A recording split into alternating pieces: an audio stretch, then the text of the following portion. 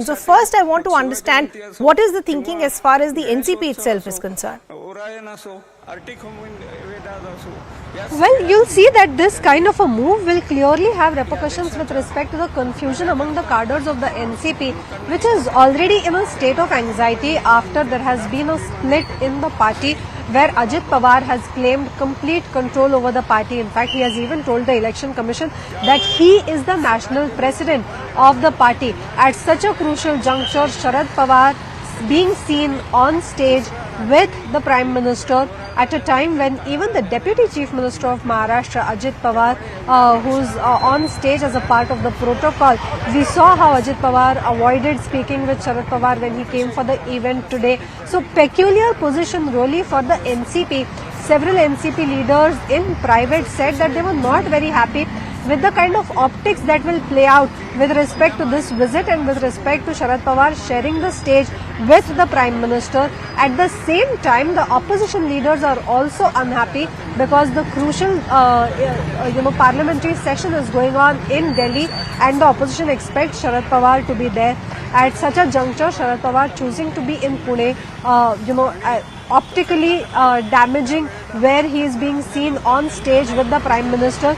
But despite all the reservations that have been expressed by the several opposition parties, Sharad Pawar has stood his ground. He has said that this is an apolitical event and that it will be embarrassing to pull out at the last minute because the preparations for this award ceremony had been going on from a very long time, and in fact that Sharad Pawar himself had played a key role in not just suggesting the Prime Minister's name for the award, but also had taken the lead to invite the Prime Minister here in Pune to accept the award. So technically the Prime Minister is here on the invite of Sharad Pawar, and so that is why people close to Sharad Pawar said that it was difficult to pull out at such a crucial juncture. Back to you. Yeah, Vinay, as you're rightly pointing out, and this is why it becomes even more problematic as far as the opposition is concerned, because the Prime Minister is there at the invite of Sharad Pawar, and as you were rightly pointing out, this sends very confused signals as far as the cadre on the ground is concerned. But more importantly, even though Sharad Pawar and those close to him are saying that this is an apolitical event, the opposition is not buying that argument.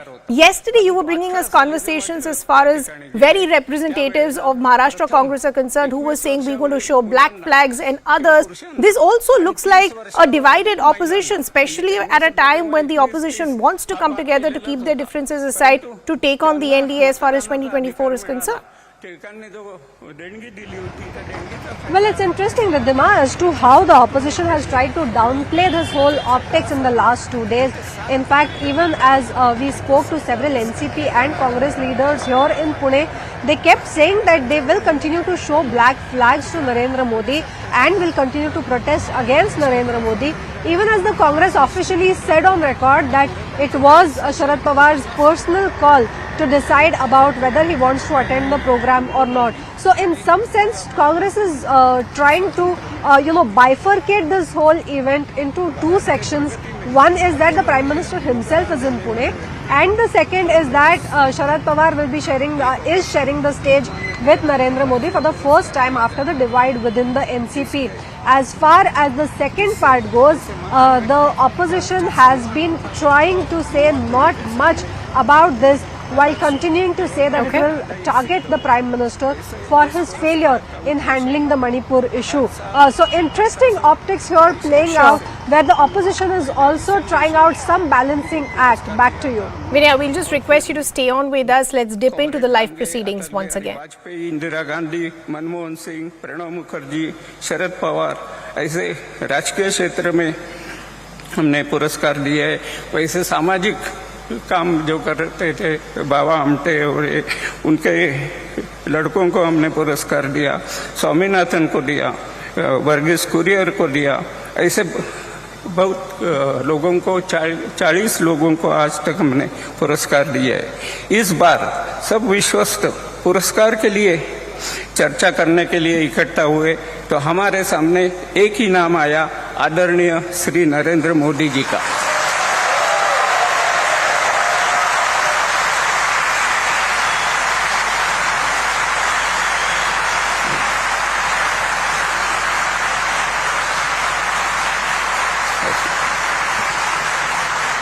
या पुरस्काराकरता आदरणीय नरेंद्र मोदीजींची निवड याकरता केली, कारण लोकमान्य टिळकांनी स्वतंत्र, आधुनिक आणि बलाढ्य हिंदुस्थानचे स्वप्न पाहिले होते.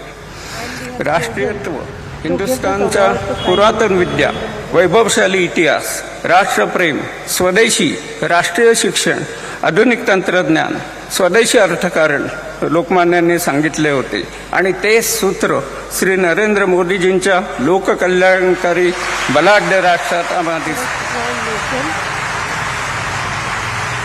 We can see the same vision in Narendra Modi's त्यातच government. आत्मनिर्भर भारत, मेक इन इंडिया, नवे तंत्रज्ञान, नवे शैक्षणिक धोरण हे कार्यक्रम त्यांच्या आत्मनिर्भर भारत, कार्यक्रमात Make in India, आढळतात. आणि म्हणूनच New Employment. आमची निवड, सर्व All विश्वासाने these केलेली things are निवड found तुम्हा सर्वांना भावेल असा मला in विश्वास वाटतो. his agenda.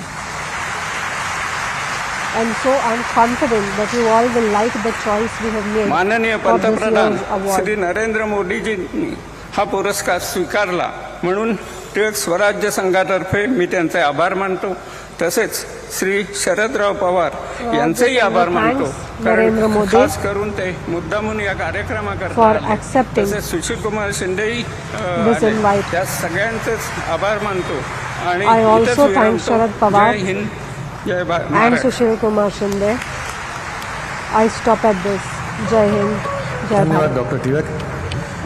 आज जिस व्यक्तित्व विशेष को लोकमान्य तिलक पुरस्कार से सम्मानित कर हम स्वयं को गौरवान्वित महसूस कर रहे हैं, उस व्यक्तित्व के योगदान के बारे में एवं उनका जीवन परिचय देने हेतु मैं डॉक्टर रोहित तिलक जी को निवेदन करता हूं. Doctor Rohit Tilak.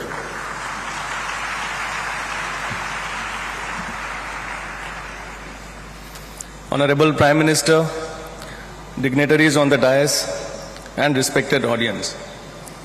It is my distinct honor and privilege to introduce a leader who has been instrumental in shaping India's global footprint, a visionary who has tirelessly devoted himself to his nation's progress, and a statesman who has redefined leadership with his dynamic, people-centric approach. With his unwavering determination and leadership skills, he rose through the ranks to become the Chief Minister of Gujarat in 2001. During his tenure as Chief Minister, Shri Modi ji implemented numerous innovative policies and initiatives that transformed Gujarat into one of India's most economically vibrant and progressive states. His emphasis on infrastructure development, investment in renewable energy, and effective governance earned him widespread acclaim and established him as a visionary leader. From the corridors of Gujarat as its longest-serving Chief Minister to the vast expanses of India as its Prime Minister, he has left indelible imprints with his leadership. A person of humble beginnings who rose to hold the highest office of the world's largest democracy is a beacon of hope for billions, a catalyst for change, and an embodiment of relentless perseverance. Under his stewardship, India has taken monumental strides on the world stage, fueling a new era of innovation, development, and inclusive growth. His flagship initiatives from Make in India to Swachh Bharat have been pivotal in transforming the lives of millions, reflecting his vision of progressive and prosperous India. Prime Minister Modi is playing an enormous role in eradicating poverty in India. A recent report showed that 13.5 crore people moved out of poverty in 5 years under him. PM Modi's sensitivity and concern for the poor has created a new paradigm of welfare in India, with the poor getting houses, tap water, toilets, gas connections, electricity, free ration, and much more. His digital savviness is reflected in his significant presence on the social media platforms, where he connects directly with the people, underscoring his belief in a transparent and accountable governance model. Beyond his achievements in governance, Sri Narendra Modi ji has inspired millions with his charismatic personality, eloquence, and ability to connect with people from all walks of life. He has shown exemplary leadership during times of crisis, such as the COVID-19 pandemic, by implementing nationwide measures to combat the virus and support those affected by the economic fallout. Prime Minister Modi's vision for a new India encompasses the principles of development, innovations and social empowerment. His efforts to empower women, uplift marginalized communities and address pressing environmental challenges coming in have from been that commendable. event where on the stage you have Sharad Pawar as well as the Prime Minister sharing a stage for the first time ever since we saw the rebellion by Ajit Pawar and others. Our colleague Vinaya also continues to be with us. Vinaya, before I talk to you about the political repercussions that we were discussing a short while ago, just help us understand who all are in attendance as far as this event is concerned. Well, yes, you see that, with respect to the optics as well, as you're seeing that, the Prime Minister is saying that the award was conferred on the Prime Minister. The kind of thanksgiving that the organizers of the event as well, the seeing that specifically thanks Sharad Pawar for the role he has played to this, while Ajit Pawar is also Life and work echo Lokmanya Tilak's tireless efforts toward establishing a strong and prosperous India. Lokmanya Tilak's enduring call of Swarajya is my birthright is a message that resonates in your work. You have also taken this a step further by advocating for Surajya, highlighting the importance of good governance and development. Your tireless work for the welfare of the most vulnerable and marginalized sections of our society, ensuring Surajya for all, is exemplary. During India's colonial period, Lokmanya Tilak championed Swadeshi, aiming to make India an economic power. Today, you have strongly emphasized Atmanirbharta, or self-reliance, a principle that is truly the need of the hour. This push towards self-reliance is reflected in the numerous reform measures your government has introduced. It is due to such transformative policies that India has risen from being the 10th largest economy in 2014 to the 5th largest today, with prospects of soaring even higher. No society can thrive without a profound connection with its roots and culture. Lokmanya Tilak, by popularizing the Ganesh and Chhatrapati Shivaji Maharaj festivals, deepened cultural consciousness among all Indians. Throughout your tenure in public life, you have placed paramount importance on preserving and promoting our great Indian culture. Over the past 9 years, under your leadership, there has been a significant shift in India's growth trajectory. The world now sees India as a beacon of hope, a nation that can play a major role in creating a more sustainable planet. Your stewardship has significantly elevated India's global prestige. Therefore, sir, we are indeed exhilarated to present you with the Lokmanya Tilak National Award 2023. So as we pointed out, in a short while from now, you will have Sharad Pawar, in fact, handing over that award to the Prime Minister. The Prime Minister also paying homage to Lokmanya Tilak. But of course, as we pointed out, this sharing of stage by Sharad Pawar and the Prime Minister has led into a lot of political repercussions as far as the opposition is concerned, who don't seem very happy with this idea because they feel there are mixed signals that are being sent out as far as the cadre is concerned. Vinaya Deshpande continues to be with us. But Vinaya, before we get as far as the political aspects are concerned, I was asking you a short while ago, talk to us about the other people in attendance and also the importance as far as this award is concerned and in the past, the people who've received this award. Well, yes, absolutely. As I was telling you, this award is important for both political as well as apolitical reasons. Now remember, Lokmanya Tilak Award is one of the most prominent awards that is given by Swarajya Samstha annually. The Prime Minister is the 41st recipient of this award. The previous recipients have been several key personalities, including the Metro Man of India, E. Muralidharan. We have seen that Babasaheb Devras, who was a renowned RSS ideologue, was also given this award. So was Indira Gandhi and Dr. Manmohan Singh, Dr. Shankar Dayal Sharma, Pranab Mukherjee. So the list of illustrious persons across political lines are many who have been conferred upon this award in the past. This time, today, Prime Minister is the 41st recipient of this award. What is notable is that, it was Sharad Pawar who had played a key role in suggesting the name of Prime Minister Narendra Modi for this award. Not just that, he had also taken the lead in inviting the Prime Minister for the event, and that is why you see that despite a political halalu about this kind of a decision that has been taken, Sharad Pawar has not backtracked.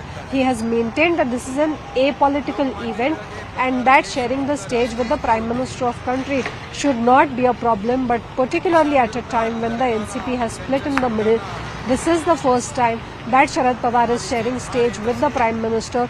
Notable is that his nephew and the contender for the NCP, who has claimed complete control over the party, Ajit Pawar, is also present on stage as the Deputy Chief Minister of Maharashtra as per the protocol. So visually, the optics of it are also important. While NCP leaders say in private that this is something that will lead to confusion among the cadres of the NCP at a time when there is already some confusion, the opposition is also divided about this specific decision. Back to you. Yeah, so as Vinaya is rightly pointing out, just look at the optics. On stage, you have the Prime Minister, you have the NCP Supremo Sharad Pawar, and you also have his nephew, the man who in fact rebelled against the party, Ajit Pawar, because he is now the Deputy Chief Minister with Devendra Fadnavis. You have Eknath Shinde, who is the Chief Minister. They're speaking for the gathering as well. So optically speaking, you have Sharad Pawar as well as Ajit Pawar on the same stage post that rebellion. So the cadre today possibly feeling extremely confused with the signal that is being sent out. But Sharad Pawar and people close to him saying that see this as an apolitical event. Yes, the invite was sent out by Sharad Pawar and it wouldn't have looked good if the invite was retracted back. But Vinay, I just want to understand, we're also understanding there is a lot more as far as the Prime Minister's visit to Maharashtra is concerned. He is going to possibly inaugurate and unveil a lot of development projects as well. Could you talk to us about that as well? Well, absolutely. In fact, Ridhima, this is a very power-packed short visit of the Prime Minister to Pune. In this 4-hour visit, he has offered his prayer to Dagdusheth Halwai. He is taking the award in the name of Lokmanya Tilak. But most importantly, he is going to dedicate several projects to the nation and flag off the phase 1 of Pune Metro, the 2 lines of the Pune Metro, along with the several stations. He is also going to lay the foundation stone of the houses that will be handed over under the Pradhan Mantri Awas Yojana. There will be some green energy initiative as well that he is going to inaugurate. So overall, it's a high-profile visit. The BJP is already touting it as a visit that will give fillip to the several key infrastructure projects that Pune has been waiting for. Remember, in 2016, the Prime Minister himself had laid the foundation stone of the very Pune Metro, which is going to flag off today the 2 lines of the phase 1. So several such key projects will be inaugurated, flagged off, and the foundation stone will also be laid by the Prime Minister after this particular event gets over. So after this event, we expect the Prime Minister to go to Shivajinagar, where all these key infrastructure projects will be inaugurated. Thereafter, the Prime Minister will leave Pune by around 3 o'clock. Back to you. So as Vinay is pointing out, this is a short visit, but it's a power-packed visit. You did see the temple visit by the Prime Minister earlier in the day. Now this award ceremony, and then an eye on those key development projects that Pune had been waiting for as well. So there's a lot packed in a span of about 4 to 5 hours. But just speaking as far as the event is concerned, Vinaya, I can see the Chief Minister Eknath Shinde there addressing the gathering. What is the other elements that are left as far as the event proceedings are concerned? Well, we are seeing, Ridhima, that, even as the Chief Minister is speaking on stage, one could see the body language of the chief guest and the prominent VIPs when they entered on stage. In fact, it was Ajit Pawar who tried to avoid greeting Sharad Pawar when he entered. Sharad Pawar was the first VIP to enter the venue. He kept seated at the venue for over 10 minutes alone on the stage till the time the other prominent personalities came up. We saw that the Prime Minister also greeted Sharad Pawar quite warmly. Thereafter, the speeches have begun.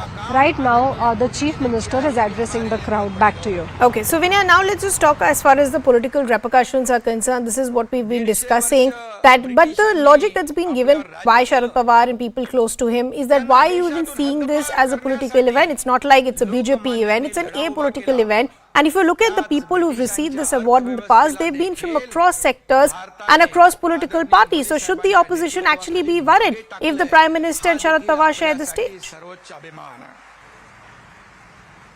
That is exactly what sources close to Sharad Pawar say, that this does not in any way hamper the opposition unity or change the stance that Sharad Pawar has taken. And that is why, Ridhima, you saw that it was extremely interesting that on one hand, Sharad Pawar said that this was an apolitical event and he will not back off from attending it. On the other hand, his very party was significant in protesting against the Prime Minister today morning in waving black flags, where the opposition combined hit the streets of Pune asking Prime Minister Narendra Modi to go to Manipur to resolve the issue first and to address the issue on the floor of the house. So politically, the NCP says that it has not changed its stance. It has been taking up the agenda of the united opposition in whichever ways it can.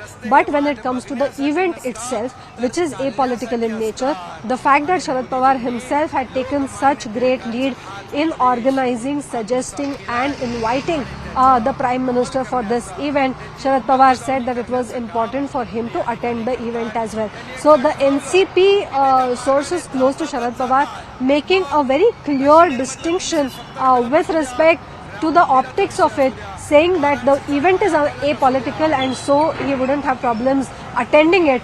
But the fact that the Prime Minister is coming to Pune at a time when Manipur is burning and he has not resolved the issue, neither has he spoken about it in Parliament, is something that the NCP does not stand by, and that is why it will continue to oppose it on the streets of Pune. Yes, so as Vinaya is pointing out that even though people close to Sharad Pawar are saying that you should not see this as a political event, an apolitical event, many leaders from across political parties and sectors have received this in the past. The opposition not really buying that argument. Vinaya, we'll just request you to stay on with us. Time for us to slip into a very short break. We're coming back with lots more.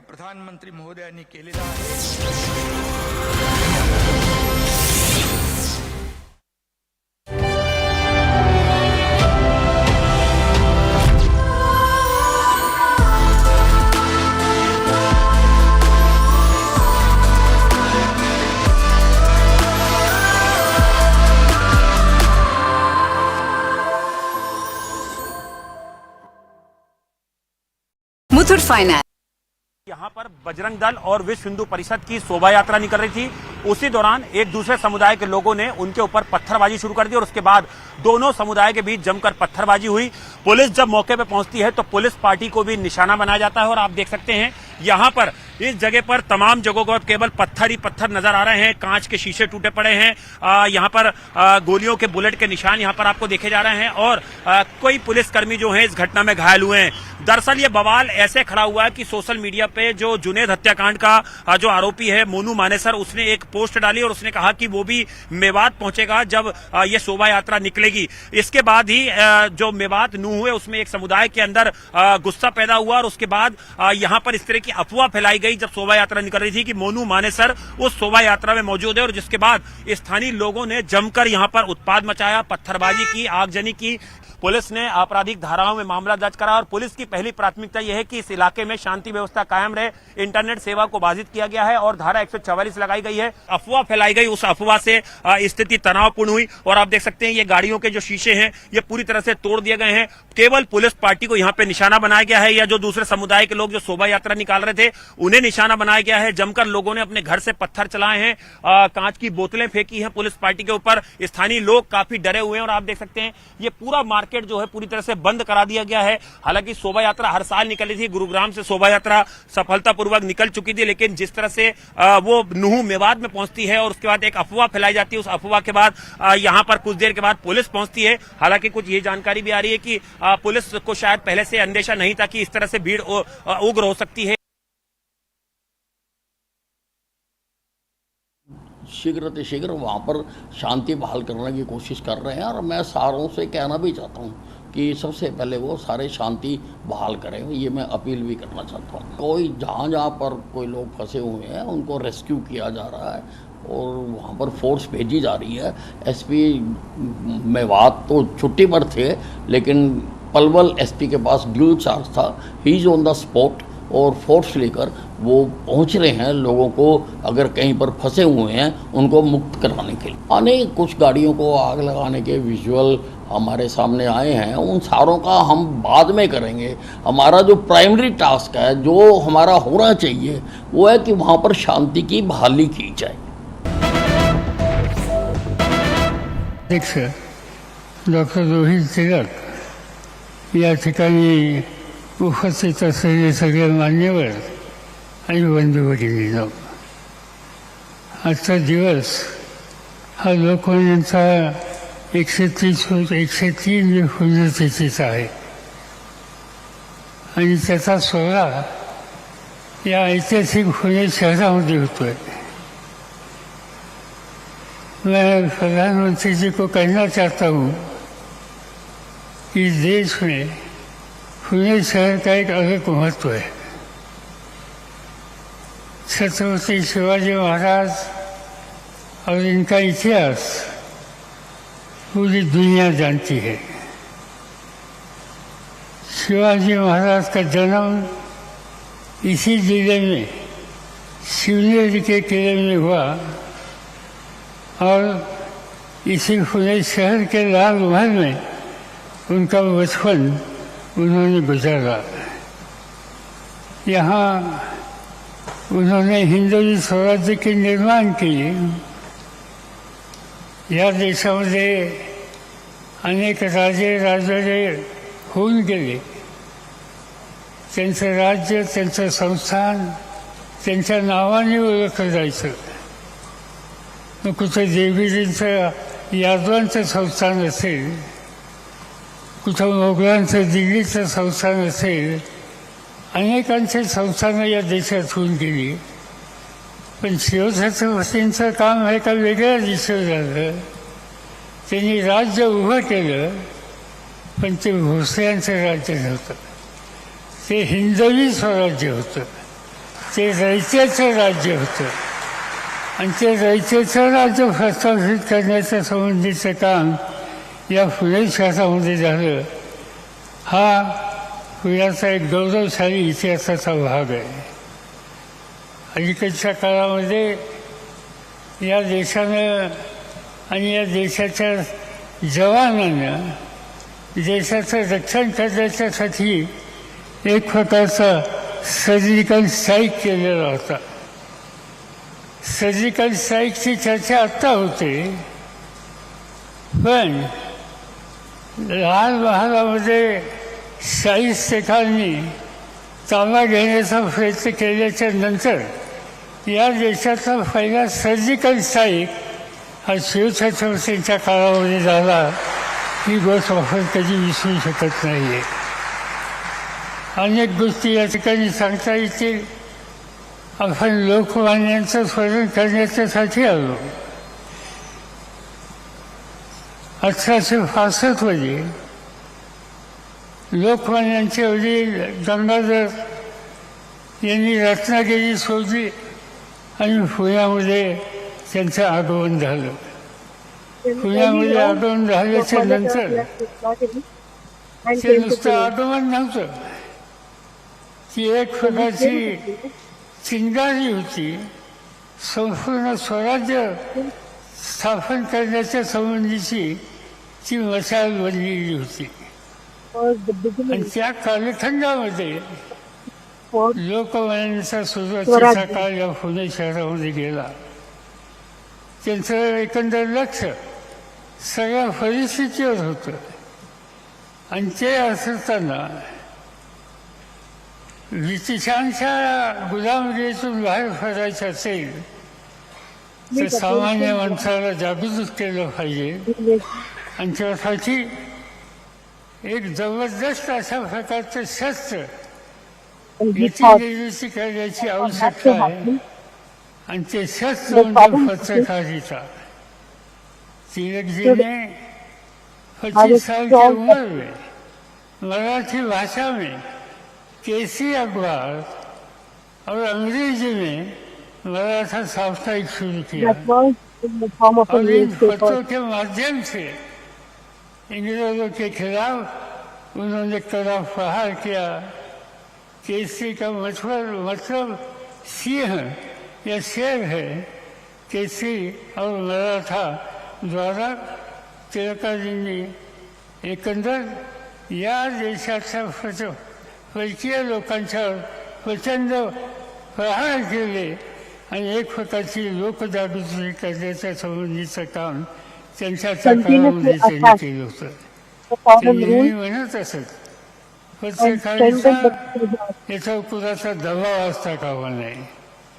त्या दबावातून पत्रकारिता मुक्त झाली पाहिजे आणि ती भूमिका त्यांनी सातत्यानं पाळली केली. 1885 साली भारतीय राष्ट्रीय काँग्रेसचा जन्म झाला, गठन झाला. याच पुणे शहरामध्ये झाला.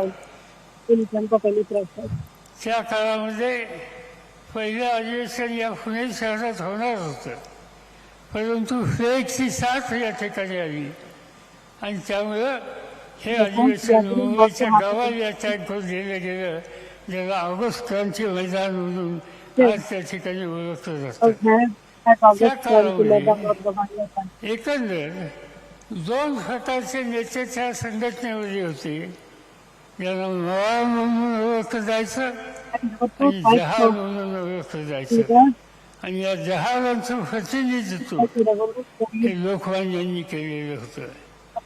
लोकमान्यांनी स्वराज्यवादा जन्मसिद्ध अधिकार आहे आणि तो मी घेतल्याशिवाय स्वस्त बसणार नाही, ही भूमिका जनमानसाच्या समोर मांडली. स्वदेशी, बहिष्कार, राष्ट्रीय शिक्षण ही त्रिसूत्री आणि त्याच्या माध्यमातून संपूर्ण स्वराज्याचं आंदोलन हे त्यांच्या काळामध्ये मांडलेले होतं.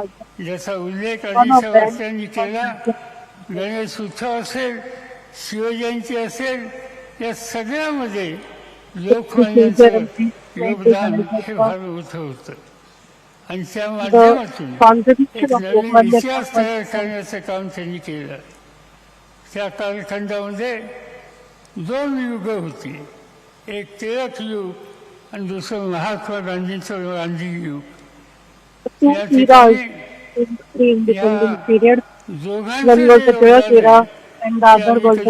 शकत नाही आणि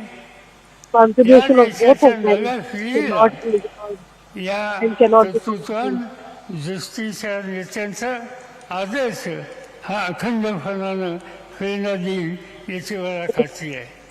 आणि या पार्श्वभूमीवर टिळक पुरस्कार याला एक वेगळं अशा प्रकारचं महत्व आहे. आज आपण आणि टिळक स्मारकानं मोदीजींची निवड या स्मारकाच्यासाठी, या पुरस्काराच्यासाठी केली. ज्या पुरस्कारामध्ये इंदिरा गांधी होत्या, खान अब्दुल खान गफार होते, बाळासाहेब देवरस होते, शंकरदयाळ शर्मा होते, अटल बिहारी वाजपेयी होते, डॉक्टर मनमोहन सिंग होते, अशी अनेक मान्यवरांची नावं या ठिकाणी घेतली होती. आणि या मान्यवरांच्या यादीमध्ये, पंक्तीमध्ये आज नरेंद्र मोदींच्या नावाचा सुद्धा या ठिकाणी समावेश झाला. याचा आनंद आपल्या सगळ्यांना आहे. as the name म्हणून of Narendra आपल्या Modi as सगळ्यांच्या well. वतीनं And we are all glad about it. या ठिकाणी जी निवड झाली त्यांना हा जो पुरस्कार देण्यात येतोय त्याबद्दल त्यांच्या अंतःकरणापासून अभिनंदन करतो आणि आपल्या सगळ्यांची रजा या ठिकाणी घेतो. जय हिंद, जय Thank Maharashtra. you. Jai Hind, Jai Bharat.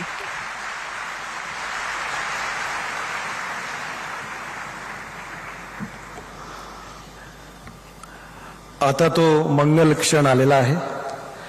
मैं डॉक्टर दीपक टिळक जी से निवेदन करता हूं कि 41वां लोकमान्य तिलक राष्ट्रीय पुरस्कार भारत के सम्माननीय प्रधानमंत्री श्री नरेंद्र मोदी जी को प्रदान करे.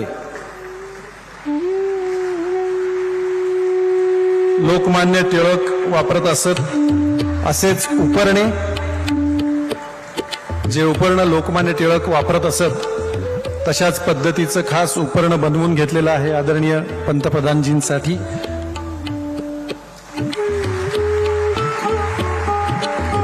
लोकमान्य तिलक जी की पहचान पुणेरी पगड़ी और लोकमान्य जी का उत्तरीय,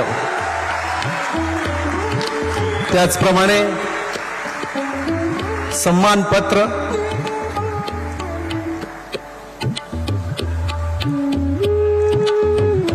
आणि एक विशिष्ट अशी बनवलेली ट्रॉफी, ज्या ट्रॉफीमध्ये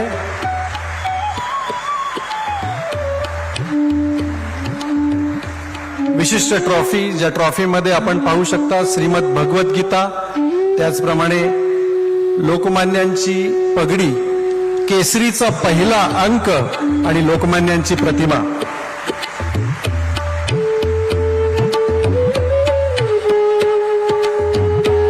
एक विशेष बात है इस समारोह की 1 लाख रुपए की धनराशि दी जाती है, जी आदरणीय पंतप्रधान मोदीजींच्या सूचनेनुसार नमामि गंगे प्रोजेक्टला डोनेट करण्यात आलेली आहे.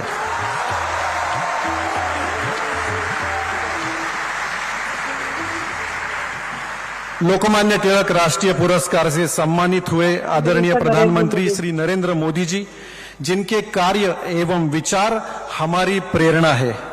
आदरणीय मोदी जी, आपल्या कार्य कौशल्यामुळे, आपल्या कार्य कर्तृत्वामुळे आपण संपूर्ण जगामध्ये लोकप्रिय प्रधानमंत्री आहात. तरीही तुम्ही स्वतःला प्रधान सेवक म्हणवता आणि म्हणून आम्हा सगळ्यांना तुम्ही खूप आवडता. मैं आपसे प्रार्थना करता हूं इस शुभ अवसर पर आप आपके मन की बात कहे. जी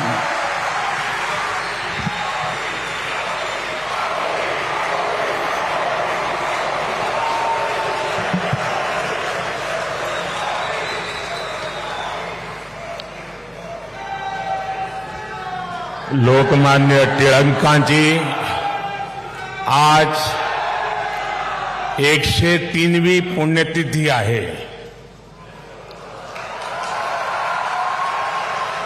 देशाला अनेक महानायक देण्याच्या महाराष्ट्राच्या भूमीला मी कोटी कोटी वंदन करते.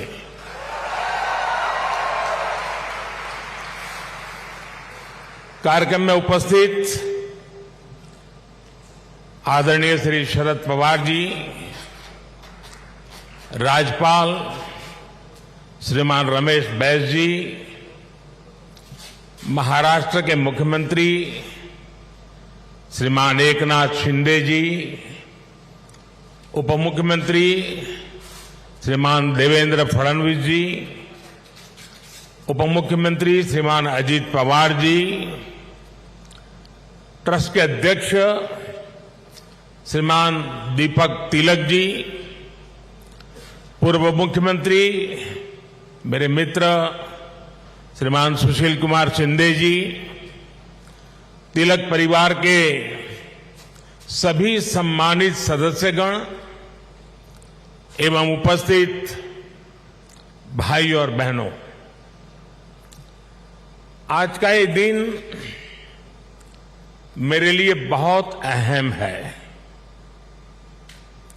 मैं यहां आकर जितना उत्साहित हूं उतना ही भावुक भी हूं। आज हम सब के आदर्श और भारत के गौरव बाल गंगाधर तिलक जी की पुण्यतिथि है।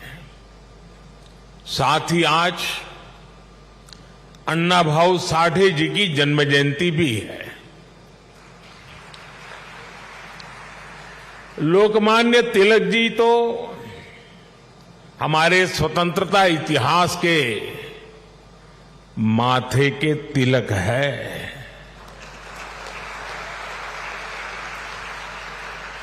साथ ही अन्ना भाऊ ने भी समाज सुधार के लिए जो योगदान दिया वह अप्रतिम है और साधारण है। मैं इन दोनों ही महापुरुषों के चरणों में श्रद्धापूर्वक नमन करता हूं। आज या महत्वाचा दिवशी मला पुण्याच्या या पावन भूमीवर महाराष्ट्राच्या धर्तीवर येण्याची संधी मिळाली हे माझे भाग्य आहे।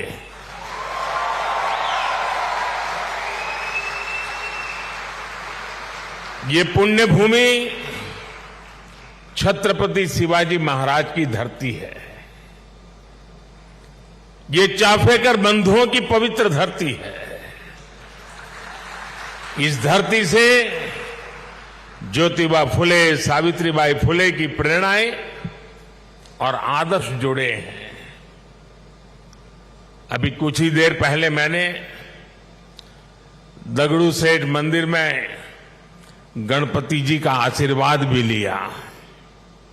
ये भी पुणे जिले के इतिहास का बड़ा दिलचस्प पहलू है।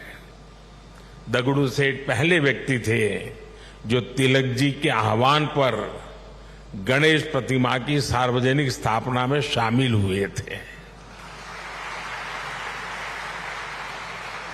मैं इस धरती को प्रणाम करते हुए इन सभी महान विभूतियों को श्रद्धापूर्वक नमन करता हूं। साथियों, आज पुणे में आप सबके बीच मुझे जो सम्मान मिला है ये मेरे जीवन का एक अविस्मरणीय अनुभव है। जो जगह, जो संस्था सीधे तिलक जी से जुड़ी रही हो उसके द्वारा लोकमान्य तिलक नेशनल अवार्ड मिलना मेरे लिए सौभाग्य की बात है। मैं इस सम्मान के लिए हिंद स्वराज संघ का और आप सभी का पूरी विनम्रता के साथ हृदय से आभार व्यक्त करता हूं। और मैं ये भी कहना चाहूंगा, अगर ऊपर ऊपर से थोड़ा नजर करें तो हमारे देश में काशी और पुणे दोनों की एक विशेष पहचान है। विद्वत्ता यहां पर चिरंजीव है, अमरत्व को प्राप्त हुई है।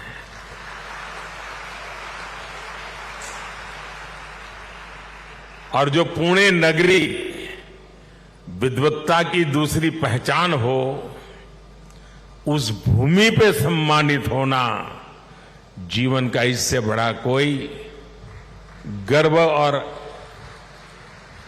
संतोष की अनुभूति देने वाली घटना नहीं हो सकती है।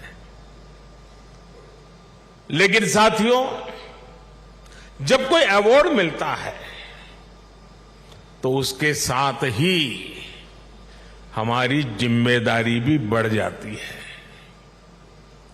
आज जब उस अवार्ड से तिलक जी का नाम जुड़ा हुआ हो तो दायित्व बोध और भी कई गुना बढ़ जाता है। मैं लोकमान्य तिलक नेशनल अवार्ड को 140 करोड़ देशवासियों के चरणों में समर्पित करता हूं।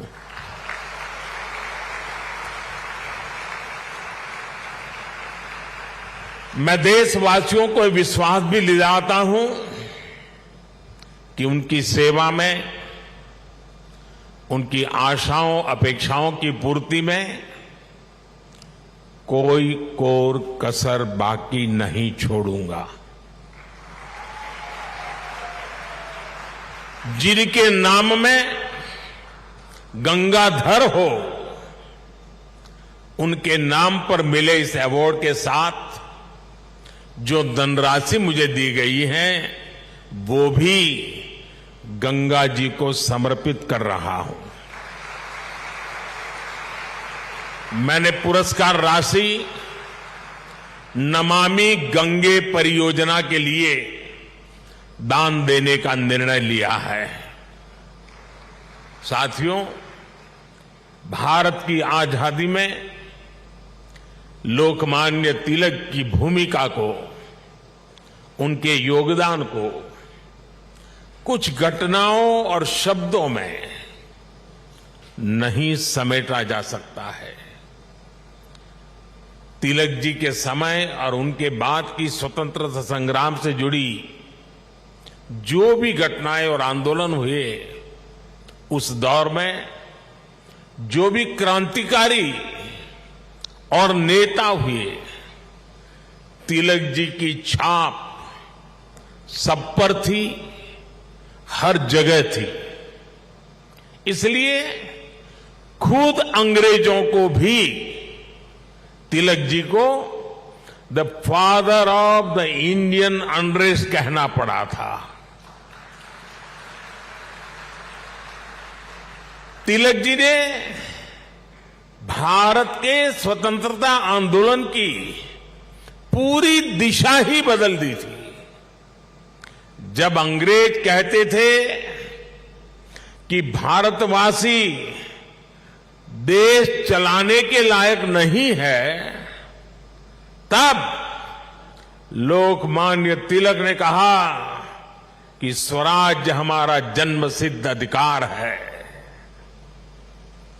अंग्रेजों ने धारणा बनाई थी कि भारत की आस्था, संस्कृति, मान्यताएं, ये सब पिछड़ेपन का प्रतीक है। लेकिन तिलक जी ने इसे भी गलत साबित किया। इसलिए भारत के जनमानस ने न केवल खुद आगे आकर तिलक जी को लोकमान्यता दी, बल्कि लोकमान्य का खिताब भी दिया। और जैसा अभी दीपक जी ने बताया, स्वयं महात्मा गांधी ने उन्हें आधुनिक भारत का निर्माता भी कहा। हम कल्पना कर सकते हैं कि तिलक जी का चिंतन कितना व्यापक रहा होगा, उनका विजन कितना दूरदर्शी रहा होगा। साथियों, एक महान नेता वो होता है जो एक बड़े लक्ष्य के लिए न केवल खुद को समर्पित करता है, बल्कि उस लक्ष्य की प्राप्ति के लिए संस्थाएं और व्यवस्थाएं भी तैयार करता है। इसके लिए हमें सबको साथ लेकर आगे बढ़ना होता है, सबके विश्वास को आगे बढ़ाना होता है। लोकमान्य तिलक के जीवन में हमें ये सारी खूबियां दिखती हैं। उन्होंने अंग्रेजों ने जब उन्हें जेल में डाला, उन पर अत्याचार हुए, उन्होंने आजादी के लिए त्याग और बलिदान की पराकाष्ठा की, लेकिन साथ ही उन्होंने टीम स्पिरिट के, सहभाग और सहयोग के अनुकरणीय उदाहरण भी पेश किए। लाला लाजपत राय और बिपिन चंद्र पाल के साथ उनका विश्वास, उनकी आत्मीयता भारतीय स्वतंत्रता संग्राम का स्वर्णिम अध्याय है। आज भी जब बात होती है तो लाल बाल पाल के तीनों नाम एक त्रिशक्ति के रूप में याद किए जाते हैं। तिलक जी ने उस समय आजादी की आवाज को बुलंद करने के लिए पत्रकारिता और अखबार की अहमियत को भी समझा। अंग्रेजी में तिलक जी ने, जैसा शरद राव ने कहा, द मराठा साप्ताहिक शुरू किया। मराठी में गोपाल गणेश अगरकर और विष्णु शास्त्री चिपलुंकर जी के साथ मिलकर उन्होंने केसरी अखबार शुरू किया। 140 से भी ज्यादा समय से केसरी अनवरत आज भी महाराष्ट्र में छपता है, लोगों के बीच पढ़ा जाता है। ये इस बात का सबूत है कि तिलक जी ने कितनी मजबूत नींव पर संस्थाओं का निर्माण किया था। साथियों, संस्थाओं की तरह लोकमान्य तिलक ने परंपराओं को भी पोषित किया। उन्होंने समाज को जोड़ने के लिए सार्वजनिक गणपति महोत्सव की नींव डाली। उन्होंने छत्रपति शिवाजी महाराज के साहस और आदर्शों की ऊर्जा से समाज को भरने के लिए शिव जयंती का आयोजन शुरू किया। ये आयोजन भारत को सांस्कृतिक सूत्र में पिरोने के अभियान भी थे और इनमें पूर्ण स्वराज की संपूर्ण संकल्पना भी थी। यही भारत की समाज व्यवस्था की खासियत रही है। भारत ने हमेशा ऐसे नेतृत्व को जन्म दिया है जिसने आजादी जैसे बड़े लक्ष्यों के लिए भी संघर्ष किया और सामाजिक बुराइयों के खिलाफ नई दिशा भी दिखाई। आज की युवा पीढ़ी के लिए यह बहुत बड़ी सीख है। भाइयों और बहनों, लोकमान्य तिलक इस बात को भी जानते थे कि आजादी का आंदोलन हो या राष्ट्र निर्माण का मिशन, भविष्य की जिम्मेदारी हमेशा युवाओं के कंधों पर होती है। वो भारत के भविष्य के लिए शिक्षित और सक्षम युवाओं का निर्माण चाहते थे। लोकमान्य में युवाओं की प्रतिभा पहचानने की जो दिव्य दृष्टि थी, इसका एक उदाहरण हमें वीर सावरकर से जुड़े घटनाक्रम में मिलता है।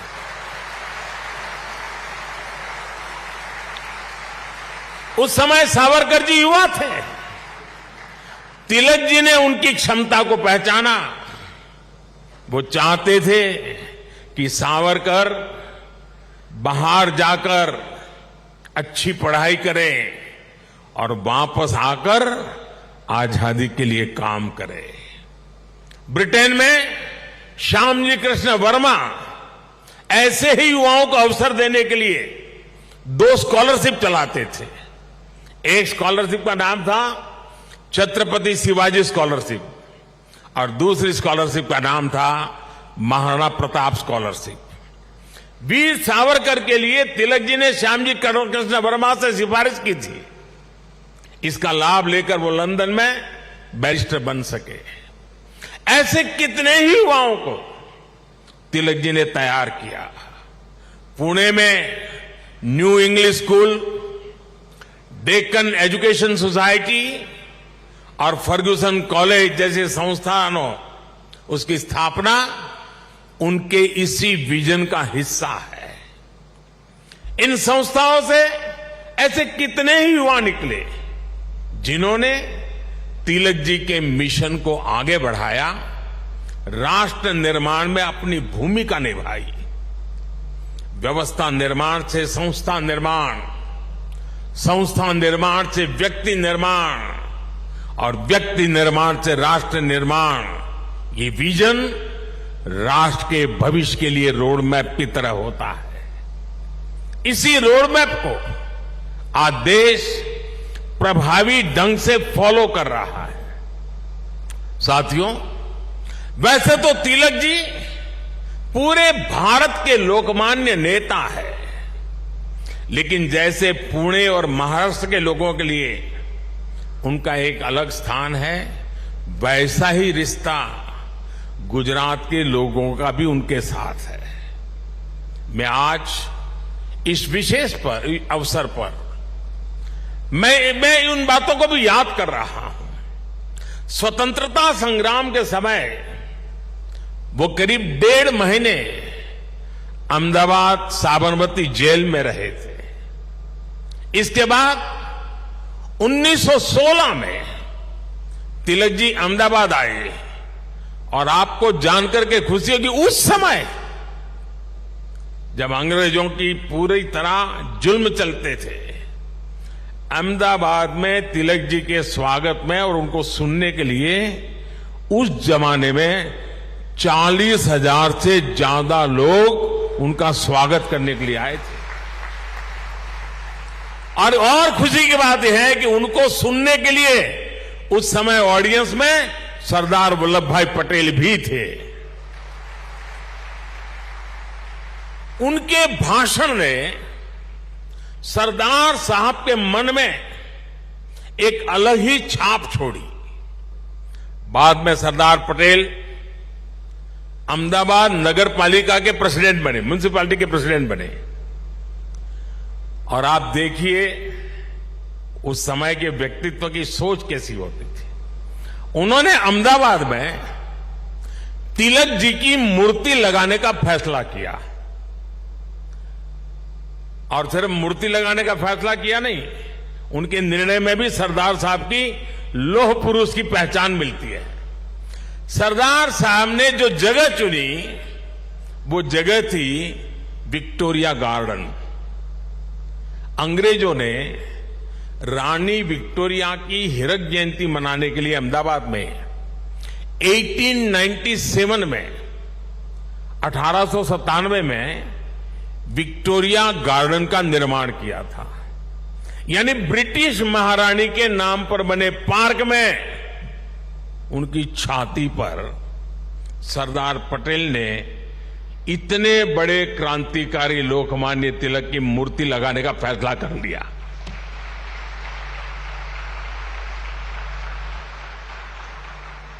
और उस समय सरदार साहब पर इसके खिलाफ कितना ही दबाव पड़ा, उन्हें रोकने की कोशिश हुई, लेकिन सरदार तो सरदार थे।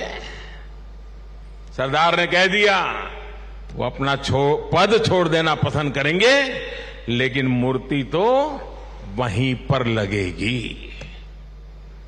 और वो मूर्ति बनी और 1929 में उसका लोकार्पण महात्मा गांधी ने किया। अहमदाबाद में रहते हुए मुझे कितनी ही बार उस पवित्र स्थान पर जाने का मौका मिला है और तिलक जी की प्रतिमा के सामने सर झुकाने का अवसर मिला है। वो एक अद्भुत मूर्ति है जिसमें तिलक जी विश्राम मुद्रा में बैठे हुए हैं। ऐसा लगता है जैसे वो स्वतंत्र भारत के उज्जवल भविष्य की ओर देख रहे हैं। आप कल्पना करिए, गुलामी के दौर में भी सरदार साहब ने अपने देश के सपूत के सम्मान में पूरी अंग्रेजी हुकूमत को चुनौती दे दी थी।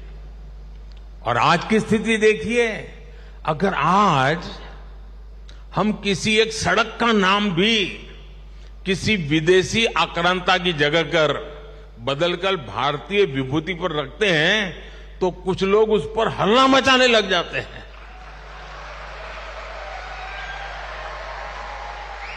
उनकी नींद खराब हो जाती है। साथियों, ऐसा कितना ही कुछ है जो हम लोकमान्य तिलक के जीवन से सीख सकते हैं। लोकमान्य तिलक गीता में निष्ठा रखने वाले व्यक्ति थे। वो गीता के कर्मयोग को जीने वाले व्यक्ति थे। अंग्रेजों ने उन्हें रोकने के लिए उन्हें भारत के दूर पूरब में मांडले की जेल में डाल दिया, लेकिन वहां भी तिलक जी ने गीता का अपना अध्ययन जारी रखा। उन्होंने देश को हर चुनौती से पार पाने के लिए गीता रहस्य के जरिए कर्मयोग की सहज समझ दी, कर्म की ताकत से परिचित करवाया। साथियों, बाल गंगाधर तिलक जी के व्यक्तित्व के एक और पहलू की तरफ मैं आज देश के युवा पीढ़ी का ध्यान आकर्षित करना चाहता हूं। तिलक जी की एक बड़ी विशेषता थी कि वो लोगों को खुद पर विश्वास करने के बड़े आग्रही थे और करना सिखाते थे। वो उन्हें आत्मविश्वास से भर देते थे। पिछली शताब्दी में जब लोगों के मन में ये बात बैठ गई थी कि भारत गुलामी की बेड़ियां नहीं तोड़ सकता, तिलक जी ने लोगों को आजादी का विश्वास दिया। उन्हें हमारे इतिहास पर विश्वास था, उन्हें हमारी संस्कृति पर विश्वास था, उन्हें अपने लोगों पर विश्वास था, उन्हें हमारे श्रमिकों उद्यमियों पर विश्वास था, उन्हें भारत के सामर्थ्य पर विश्वास था। भारत की बात आते ही कहा जाता था यहां के लोग ऐसे ही हैं, हमारा कुछ नहीं हो सकता। लेकिन तिलक जी ने हीन भावना के इस मिथक को तोड़ने का प्रयास किया, देश को उसके सामर्थ्य का विश्वास दिलाया।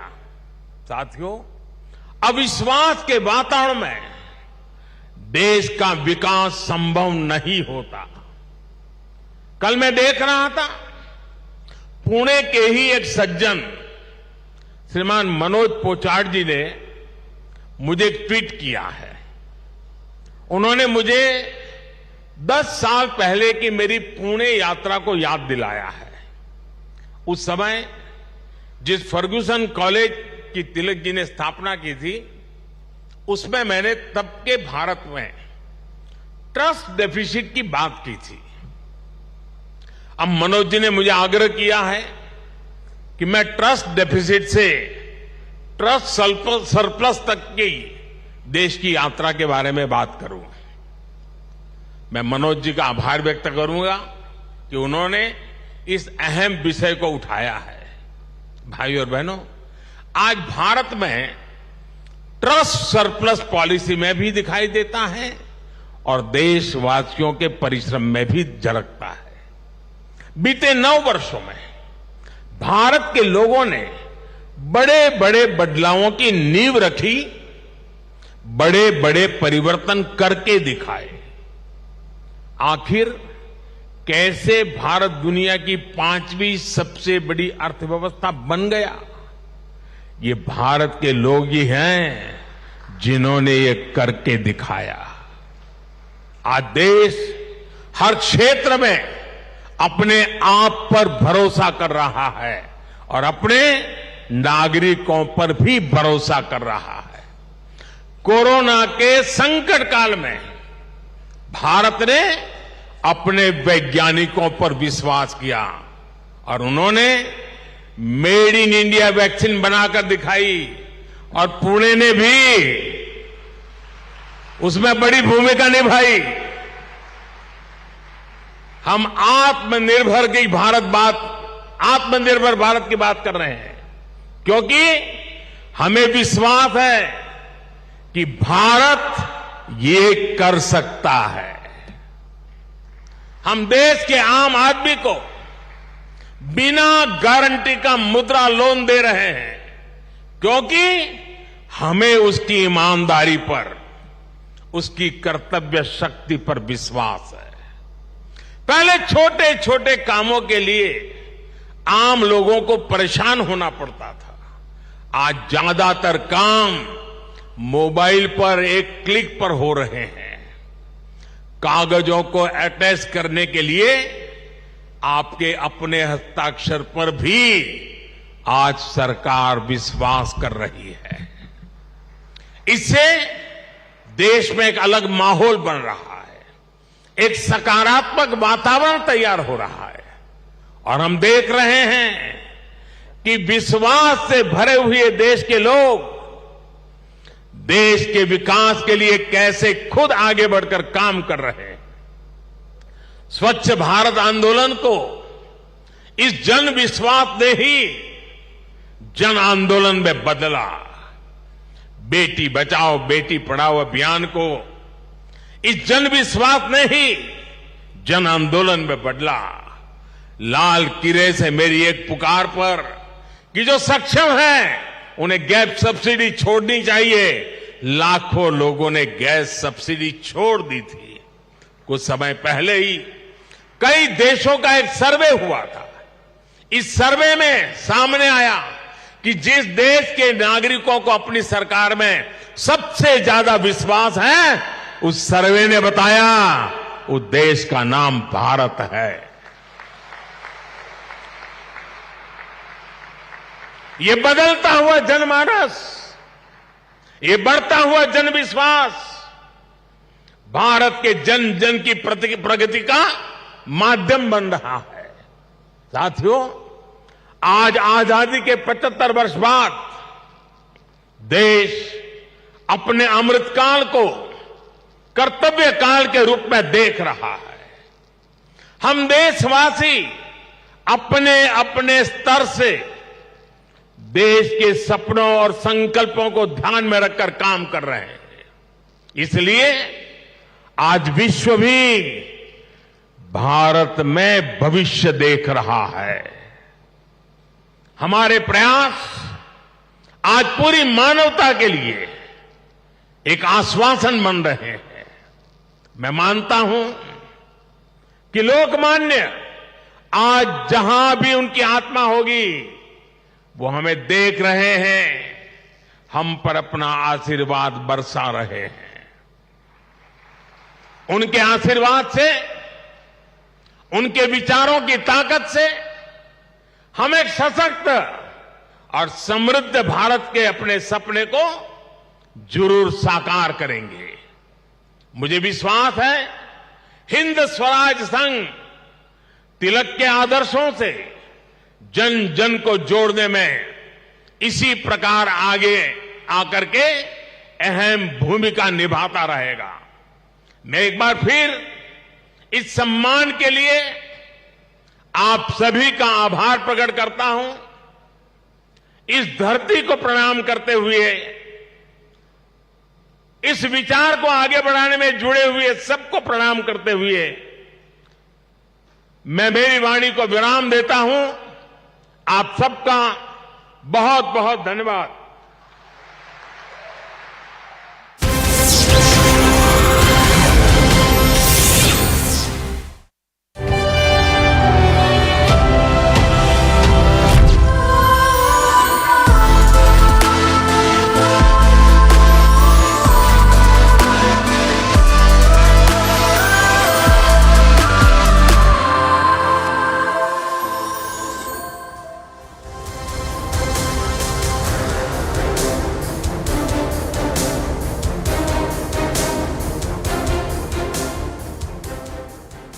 प्रकृति हम बाद में देखेंगे भी कौन कौन लोग इसके लिए दोषी थे। And we're getting some more inputs on this story, and this is a CNN News 18 exclusive news break. New communal clashes were due to resistance by one community. Now, top state intelligence sources have revealed that Mewat Hindu group announced one Kalash Yatra by VHP and Bajrang Dal. All of them decided the date of July 31st. Then rumours started that Monu Manesar will also be coming in this yatra. The yatra was supposed to start from temple from Nuh district. People started assembling and started stone pelting on police so that Hindu groups don't start their yatra.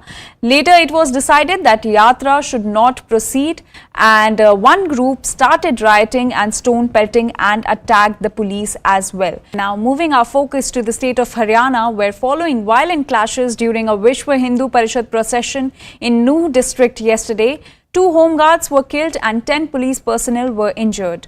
Stones were pelted and cars were set on fire during the religious procession in Nuh, which adjoins Gurugram.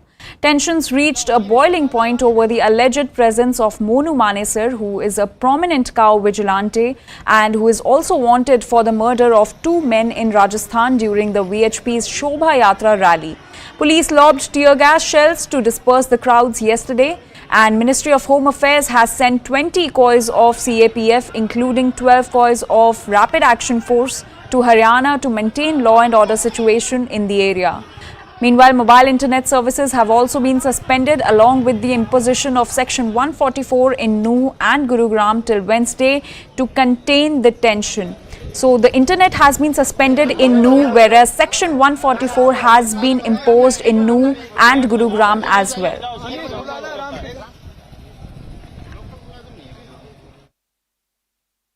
Mewat में हुए विवाद के बाद अभी भी स्थिति काफी तनावपूर्ण है और आप ठीक मेरे पीछे देखिए किस तरह से मेवात पुलिस के अलावा अन्य जिलों से भी पुलिस को बुलाया गया है और स्थिति को काबू करने की कोशिश की जा रही है। बिल्कुल पुलिस के ठीक उस तरफ सामने जो है उपद्रवी है और लगातार फायरिंग कर रहे हैं पुलिस के ऊपर, और पुलिस भी अपने बचाव में लगातार फायरिंग कर रही है और कोशिश कर रही है कि इनको यहाँ से खड़े। Good afternoon, hello and welcome. You're watching CNN News 18 and I am Poonam Burde. Let's now get you some breaking news that's coming in, and this is coming in from the Parliament, where a no confidence motion was moved by the opposition that is now going to be taken up in the Lok Sabha from the 8th to the 10th of August, which is next week. Prime Minister Modi is expected to reply on that no confidence motion on the 10th of August. Payal, my colleague, getting us more details. Now, Payal, this is just a move by the opposition to force the government's hand to get the Prime Minister on the floor of the House to respond, because numbers-wise, it's way more comfortable for the NDA. Well, numbers is definitely not the challenge as far as the NDA is concerned, led by the Prime Minister, but the fact that the motion was moved and the motion was in fact adopted by the Speaker, so time had to be made available. So plenty of time has been made available is what government is saying, that from 8th to the 10th will be when the Prime Minister will really be replying. So they have sufficient time to raise the issues that they really concern them, and as far as numbers are concerned, that's not an issue at all, because the BJP and the NDA have an overwhelming majority in the Lok Sabha. So that is the least of the problems as far as, not being able to defeat the motion is concerned. But the fact is that the BJP and the government is hoping that this is going to be actually egg on its face for the opposition alliance, given the fact that they do not have the numbers and they do not have the issues to really raise, and the Prime Minister is going to come back hitting at them very, very hard, both in terms of numbers, in terms of the work that has been done by the government, and also in terms of everything else that the opposition has been trying to politicize. Right, that's the strategy as far as the government is concerned. The centre, of course, on the front foot, even as this no confidence motion was moved last week. But now we're learning, Pal, that the opposition members of parliament are not happy with this either. They claim that the date for this was decided in their absence by the Lok Sabha Speaker. What can you tell us about that? Puram, what had really happened is when the Business Advisory Committee met and the Parliamentary Affairs Minister started talking about certain rules and procedures, is what members have told us. The opposition parties pressed on them and told them that you have to tell us what is the date of the motion and why can't we have a discussion on the motion as early as tomorrow itself.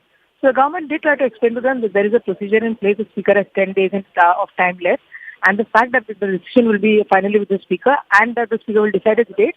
The opposition got rattled and the opposition actually left from the meeting saying that, the government is only pushing for bills, they're not interested in the debate, and they only want to pass bills mindlessly. That's what the opposition has been alleging. So after that, the opposition walked out, and soon after the opposition walked out, the Speaker also, in confirmation with the availability of the Prime Minister and of course with the government, has said that the 8th to 10th is the date for the no confidence motion. So that happens next week. What can we expect the rest of this week for what the Parliament is expected to see? I'll come back to you on that. But Congress's Manikam Tagore now joining us on this broadcast. So thank you so much for speaking with us here on CNN News 18. We're now learning that 3 days have been slotted for the no confidence motion for the discussion to happen on that. The Prime Minister will reply on the 10th of August. Why is the opposition still unhappy? Yeah, previous in 16th Lok Sabha, when the no confidence motion was tabled, the next day it was taken as for discussion. Why now government is changing the goalposts? They are passing bill after bill. It is an illegal stand by the government, and now they had put it on the last day of the Parliament for the reply for Mr. Modi. Why this arrogance? They should ask the Prime Minister to, we had moved a no confidence motion to make Prime Minister to speak on Manipur. Now they had put it on 10th of August, the last day of the session. They are responsible for the disruption of the House. We are told very clearly that we need the Prime Minister to come to Parliament and make a statement. Prime Minister is speaking in Man Ki Baat. He is speaking in the lawns of the Parliament. He is speaking in the library of the Parliament. He is not ready to come inside the Lok Sabha and make a statement on Manipur. The four opposition parties, particularly India parties, are united. We want the Prime Minister to make the statement, and why government is delaying the no confidence motion to be tabled quickly. Why they are wasting these 5 days? This week 5 days are going to be wasted. Same way if they do it, they are not allowing the Parliament to function. But why Mr. Tagore, sorry to interrupt you there. Why do you think that these 5 days are going to be wasted? There's legislative business that needs to be taken up. Isn't that important for the country as well? You have to understand it as per the parliamentary procedures and practices. When the no confidence motion is tabled, the first business should be the no confidence motion. Previous time in 16, when Mr. Modi was the Prime Minister, in that time TDP moved the motion, and next day it was accepted, and the discussion on the no confidence motion started. Why Mr. Modi is afraid now to accept it? He is taking, now it has been already 6 days is over. Now another 4 days, 5 days they will take it. Next week only they will take for the discussion. Is it not right? Why media is not asking him that question? Sure, we'll ask the BJP that question, but I also want to ask you this. Well, the Business Advisory Council was the one that decided when this was going to be slotted. Opposition members of Parliament are part of that particular council as well. Why did the opposition then walk out? They could have been a part of that discussion and raised objections there and perhaps gotten the date changed. But because the opposition walked out there, the speaker decided on a certain date, and that is what is going to happen. They registered. That is a completely wrong thing, that the opposition leaders, all the India leaders and the BRS party, all registered their protest that the business should be cancelled, and there should be immediately the no confidence motion should be taken. We should not allot any other business, any other item for business. They can't legitimize a wrong by these kind of BACs. Therefore, they boycotted. They walked out of the BAC in protest. This is first time it is happening. It is a very serious thing. When a BAC, when the only government is deciding what they have to do it, how the Parliament will be running? It is a complete breakdown of the Parliament structure itself.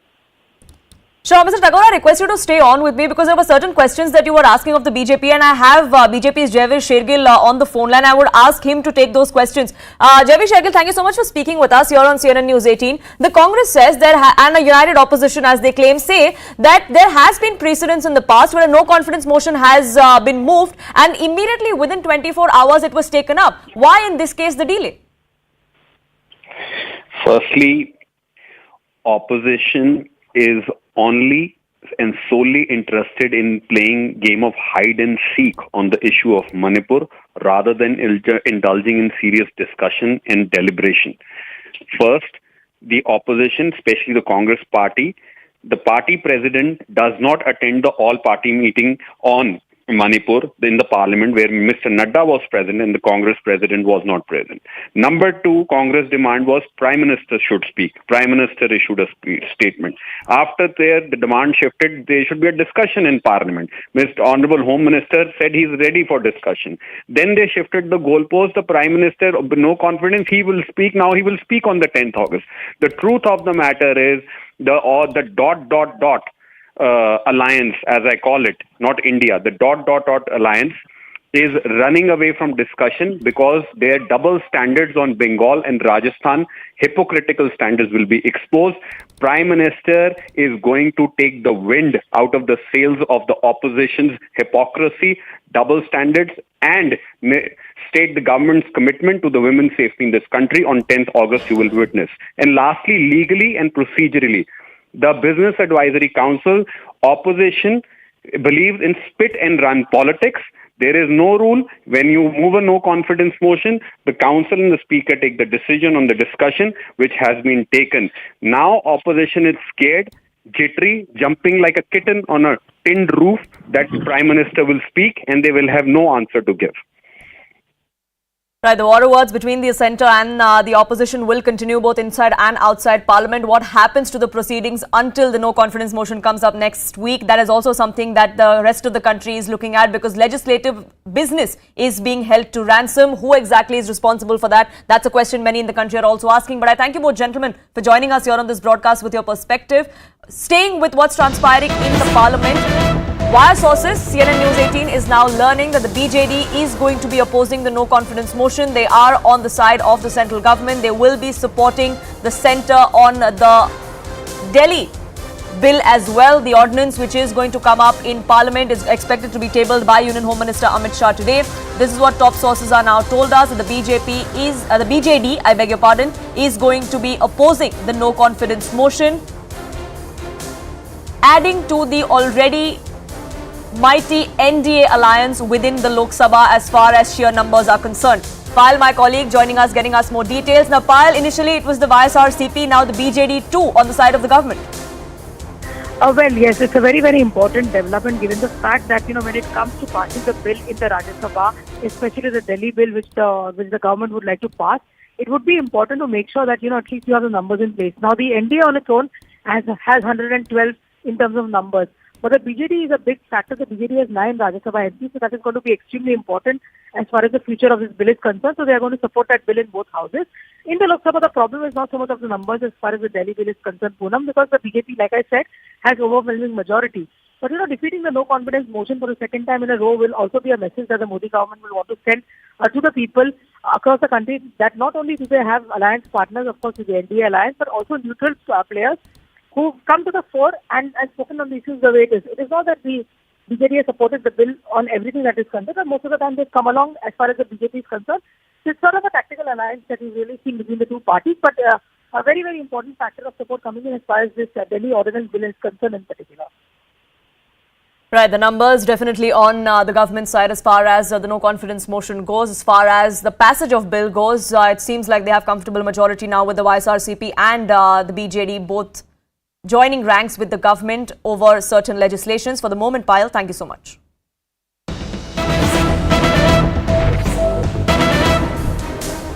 We're shifting focus now to some more breaking news coming in, and this is the investigation in the Sidhu Moosewala murder case. One of the accused now, Sachin Bishnoi, alias Sachin Thapan, has now been extradited to India to face the law. He's been extradited from Azerbaijan. He was brought to India by a team of the Delhi Police Special Cell. किया गया है, उसकी arrest डाल ली गई है और आगे police custody remand लेके जो कार्रवाई बनती है उसको अमल में लाया जाएगा। सर, सचिन थापन का रोल क्या था, क्योंकि जैसे ही मर्डर हुआ तो वो यहाँ से फरार हो गया? सचिन थापन देखिए लॉरेंस का करीबी है, उसके गांव का है, और एक तो अभी बड़ी अर्ली स्टेज है इंटरोगेशन की। जैसा कि उसने बताया कि एक तो बोलेरो जिसपे सिद्धू को चेज किया गया वो सचिन थापन ने ऑर्गेनाइज कराई। उसके बाद जैसा कि आपको पता है कि जो चारों शूटर थे एक मॉड्यूल में और 2 दूसरे में थे, वो वारदात के बाद अलग अलग बंट गए, और जो जगरूप रूपा थे और मनप्रीत मानू था वो अलग चले गए, और AK-47 और पिस्टल उनके पास कुछ रह गए जो उनके पास वो कैरी कर रहे थे। जो बाकी 4 लोग थे जिसमें दीपक मुंडी था, अंकित सिरसा था, प्रियव्रत फौजी था, कशिश केशव था, तो ये अलग हो गए। इनके वेपन जो थे वो रोहित गोदारा के पास गए, तो रोहित गोदारा का भी इसने जो वेपन उसको गए उसके बारे में भी सचिन ने बताया कि इसने ये जो वेपन हैंडलिंग वाला पार्ट भी है इसने ऑर्गेनाइज किया था, पिच इन किया था। इसके अलावा अभी तो अर्ली स्टेज ऑफ इंटरोगेशन है, जो कोई चीज़ सामने आती है और जो हम पब्लिक डोमेन में आपसे शेयर कर सकते हैं वो ज़रूर करेंगे। सर, एक तरह से उसने चैलेंज किया था, जब बाहर से जिम्मेदारी लेते हुए ये कहा था कि मैं इसमें शामिल हूँ, चैलेंज किया था, तो किस तरह से उस समय कार्रवाई की गई थी, क्या उसने बताया था तब? देखिए, जैसा कि हमने पहले ही बताया, एक्चुअली ये हमारी जुरिस्डिक्शन में नहीं था, तो लेकिन क्योंकि ऑर्गेनाइज्ड बहुत ही ब्रेजन टाइप का केस था और क्योंकि पहले इनके वर्टिकल पे ऑलरेडी स्पेशल सेल ने काम कर रखा था, उनके राइवल वर्टिकल पे भी कर रखा था, तो इसलिए स्पेशल सेल को उसी टाइम से हमने टास्किंग करी थी। Anshul, my colleague, now joining us, getting us more detail. Anshul, Sidhu Moosewala murder case accused Sachin Bishnoi has now been extradited. He's been brought to India to face the law. He is a close aide of Lawrence Bishnoi, and it is going to help join the dots as far as the bigger nexus is concerned, isn't it? Well, definitely. This is one of the biggest catch that the Delhi Police Special Cell has made in this entire investigation that was done regarding the killing of Sidhu Moosewala. And not only that case, but yes, there are several other cases of extortion, money laundering, as well as cases have been filed against him under the Arms and Ammunition Act as well. And in fact, it was in 2020 that Sachin Bishnoi was able to flee from the country on pretext of a fake passport, and since then his hunt has been on it. It was just a few weeks ago that the special cell had finally been able to track down his location in Azerbaijan, and he has been brought to the national capital today, finally to face the law of the country. Now, if you see his involvement in the entire Sidhu Moosewala case, that is also very, very interesting, because he was the person who was organizing all the calls that were being made between Lawrence Bishnoi, Goldie Barar, and from Goldie Barar who were the last mile people, in fact the people who went ahead and committed this very simple crime where Sidhu Moosewala was killed. So he was the person,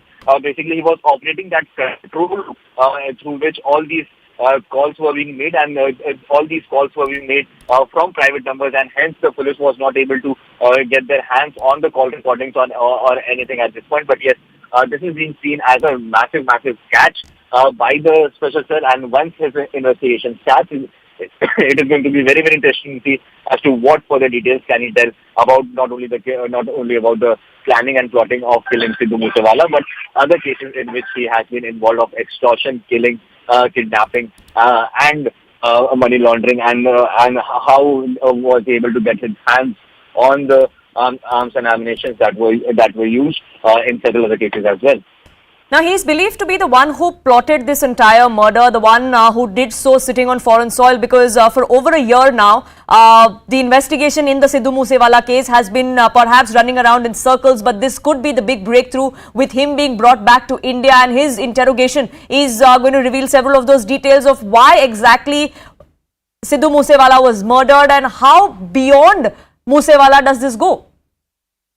Well, definitely, Sachin Bishnoi is cousin brother of Lawrence Bishnoi, and in fact, he has been handling all the offshore businesses of the Lawrence Bishnoi gang over the past many years, and hence him being caught will actually reveal a lot of facts about the entire nexus that this Bishnoi gang has been running, and how they're able to go ahead and recruit youngsters, recruit young people to be a part of the gang, and how money is transferred from the hands of businessmen from whom money is extorted and given to these people on the ground to commit these crimes. And Sachin Bishnoi, since he has been arrested, it is going to be very, very interesting to see as to what more details will he tell the police or the investigating agencies about this entire gang, and how the nexus has spread in foreign land as well. Because remember, not only Sachin Bishnoi but other members of the Lawrence Bishnoi gang are operating from foreign soil, and not only Sachin Bishnoi is just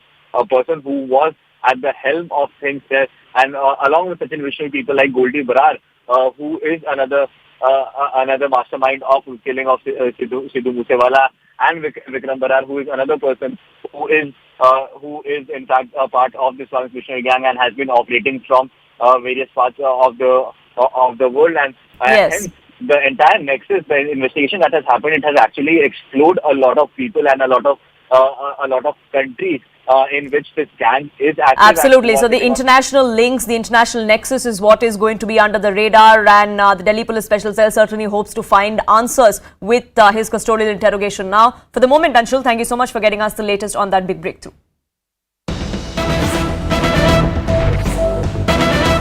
Shifting focus now to raids that are being conducted by the Enforcement Directorate. This is on the Hero Group. Raids are being conducted at the residence of Pawan Munjal. This is over a money laundering case that was registered against Pawan Munjal by the Enforcement Directorate. We're now learning that ED took cognizance of the DRI case.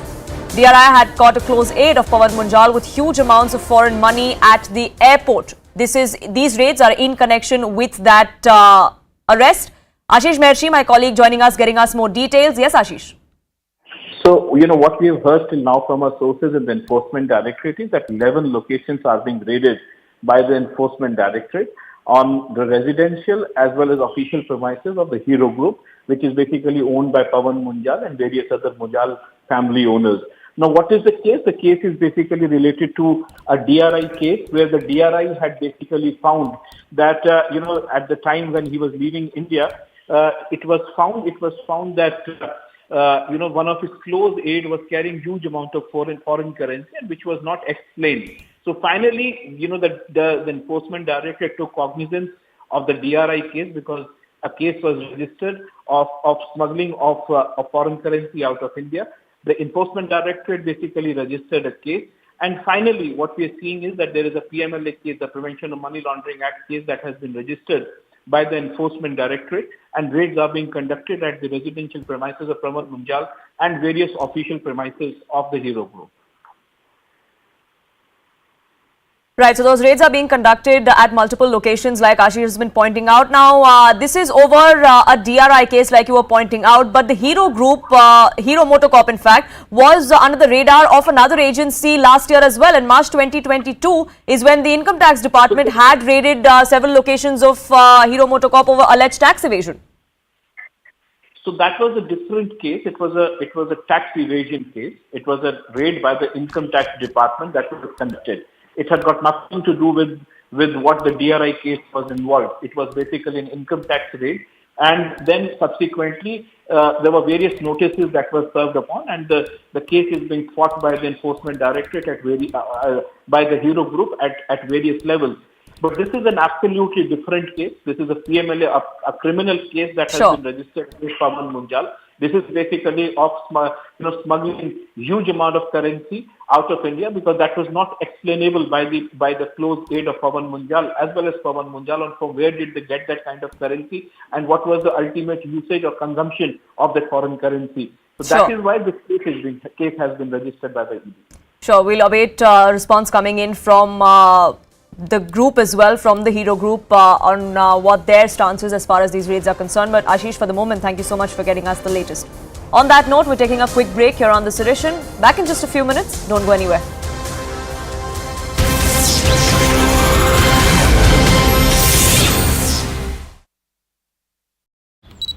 एक जगह की तस्वीर नहीं है, बल्कि मेवात के हर एक तरफ जो रास्ता जाता है, हर रास्ते पर इसी तरह से उपद्रवी मौजूद हैं। ये जो दूसरा रास्ता है, ये आप देख रहे हैं, ये बाजार का रास्ता है और यहाँ पर भी स्थिति कुछ ऐसी ही है। और इसीलिए अब लगातार जो पुलिस है वो आगे बढ़ रही है, हर रास्ते पर आगे जा रही है, ताकि जितने भी लोग यहाँ मौजूद हैं जो माहौल खराब करने की कोशिश कर रहे हैं, उनको किसी तरह से काबू किया जा सके। और इस दौरान कई सारे पुलिसकर्मी भी घायल हो चुके हैं, जिनका अलग अलग अस्पतालों में इलाज चल रहा है। और इस सब के बीच हरियाणा के गृह मंत्री ने भी ये कहा है कि हमारी नजर है और जल्द ही केंद्र से भी मदद मांगी गई है इसको लेकर के। और साथ में जो लोग हिंदू समाज से जुड़े हुए हैं, जो एक मंदिर के अंदर इस वक्त फंसे हुए हैं, उनको भी वहां से बाहर निकालने का रास्ता सरकार खोज रही है।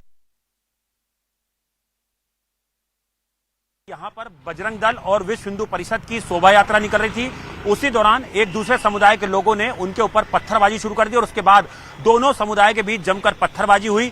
पुलिस जब मौके पर पहुंचती है तो पुलिस पार्टी को भी निशाना बनाया जाता है और आप देख सकते हैं यहाँ पर इस जगह पर तमाम जगहों पर केवल पत्थर ही पत्थर नजर आ रहे हैं, कांच के शीशे टूटे पड़े हैं, यहाँ पर गोलियों के बुलेट के निशान यहाँ पर आपको देखे जा रहे हैं और कोई पुलिसकर्मी जो है इस घटना में घायल हुए हैं।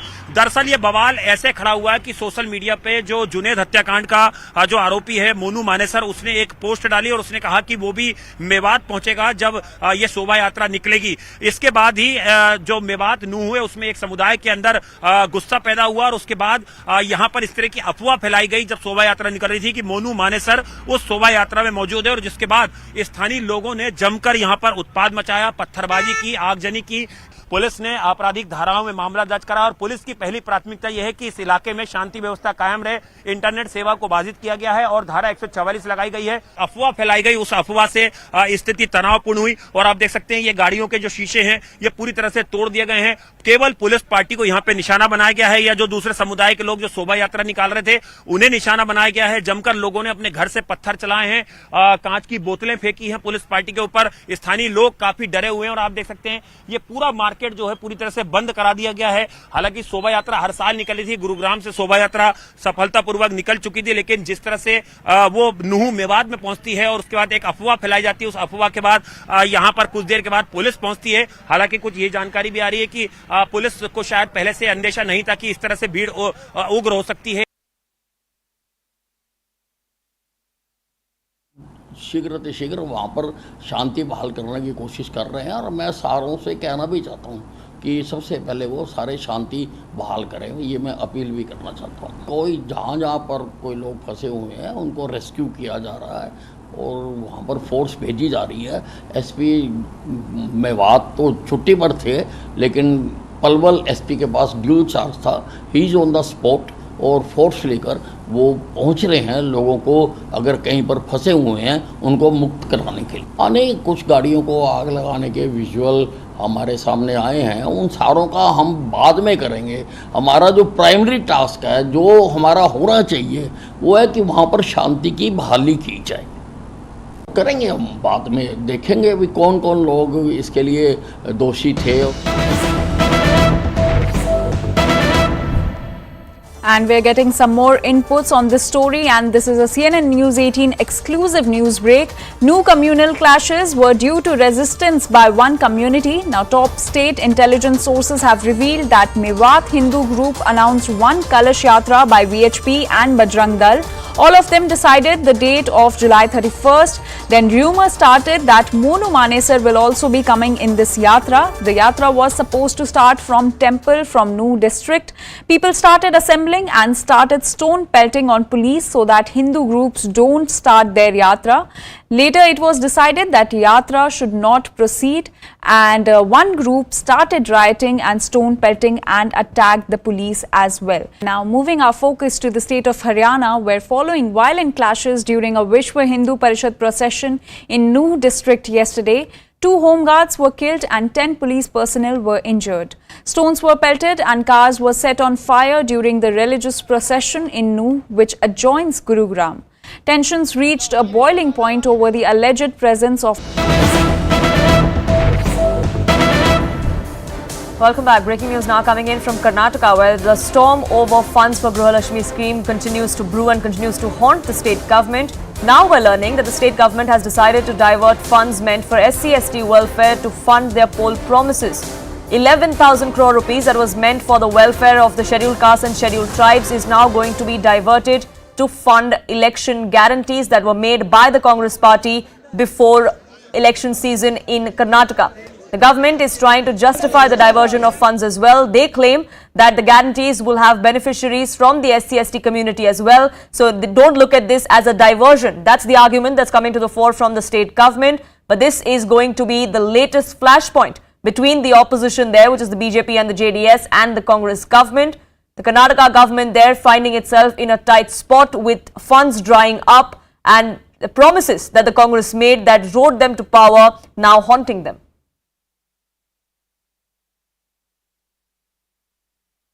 ಈಗ ನೋಡಿ ನೀವೇನು ಹೇಳ್ತೀರಿ, SCPಗೆ 7,715 SCPಗೆ 3,430 ಕೊಟ್ಟಿದ್ದೀವಿ, ಒಟ್ಟು 11,000 ಕೊಟ್ಟು SCPTSL ಕೊಟ್ಟಿದ್ದೀವಿ.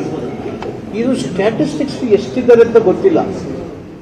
ಓವರ್ ಅಂಡ್ ಅಬೌವ್ ಇದ್ರೆ CM instruction give back the money to social welfare ಅಂತ give back the money to social welfare ಅಂತ ಹೇಳಿದ್ದಾರೆ. ಹೌದು, ಅರ್ಥ ಆಯ್ತಲ್ಲ?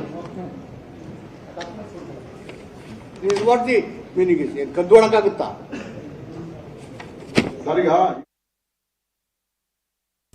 Harish Upadhyay, my colleague, joining us, getting us more details. Harish, the Congress party there and the state government now in Karnataka has pushed themselves to a corner, dug themselves into a hole they can't seem to be getting out of as far as their poll promises go and the kind of money that doesn't seem to exist. Absolutely. Look at the kind of fund diversion that's happened. 34,000 crore that is meant for SC/ST welfare. Nearly 11,000 crore now diverted for this 5 poll guarantees, which means 1/3 of the funds which should have ideally gone for the welfare of SC/ST beneficiaries in the state will now go for various poll guarantees, 5 poll guarantees of the Congress government. Now the Congress is arguing that a large number of beneficiaries of these poll guarantees, 5 guarantees, would be SC/STs. But the point here that others are making is that this sub-plan money, which is 24.1% of the state budget, is meant for the welfare of SC/ST category people, and it also includes a crucial aspect of having capital expenditure for their welfare, whether it's building hostels for SC/ST students or ensuring that the mothers and the child in this community get nutritious food, have enough in terms of the facilities at Anganwadis. All these are capital expenditure that ideally the government should have done with this 34,000 odd crore rupees, but 1/3 of that money will now go for all these 5 guarantees. The other crucial point here, remember this minister here, social welfare minister, is on record admitting that they yet don't have the numbers of SC/ST beneficiaries in this 5 poll guarantees. And remember, in some of these guarantees, it's very difficult to assess if there are SC/ST beneficiaries. How many? For example, the free bus ride for women. The government is only asking for an ID card to establish their address proof. They're not seeking their caste details, which means the government could never identify how many beneficiaries from SC/ST category are in this particular guarantee. So it's going to be a huge challenge, but more importantly, it could derail the welfare schemes for the SC/ST category. Remember, in Basuraj Bommai's last budget earlier in the year, 30,000 odd crore rupees for SC/ST welfare was given, and last year it was 28,000 crore rupees. So there are several projects that would be perhaps incomplete, hoping for some sort of allocation in this budget, but that will have to be trimmed considering 1/3 of it will now go to fund 5 guarantees of the Congress government. And this comes on the back of the finance department, the finance secretary in the state raising certain questions about how the implementation of certain schemes like the Gruha Lakshmi scheme is impossible given that those funds don't exist. But because the Congress had made those promises pre-elections, they want to push through even though they know that this is going to be at the cost of welfare in the state. Absolutely. That finance department noting your opinion that CNN News 18 brought to our viewers earlier in the day clearly showed that the finance department said we can't spend 32,000 crore rupees just on the Gruha Lakshmi scheme, and it would derail the state's fiscal discipline. One. Second, it will also leave very little fund for anything else, and they said this can't go on forever.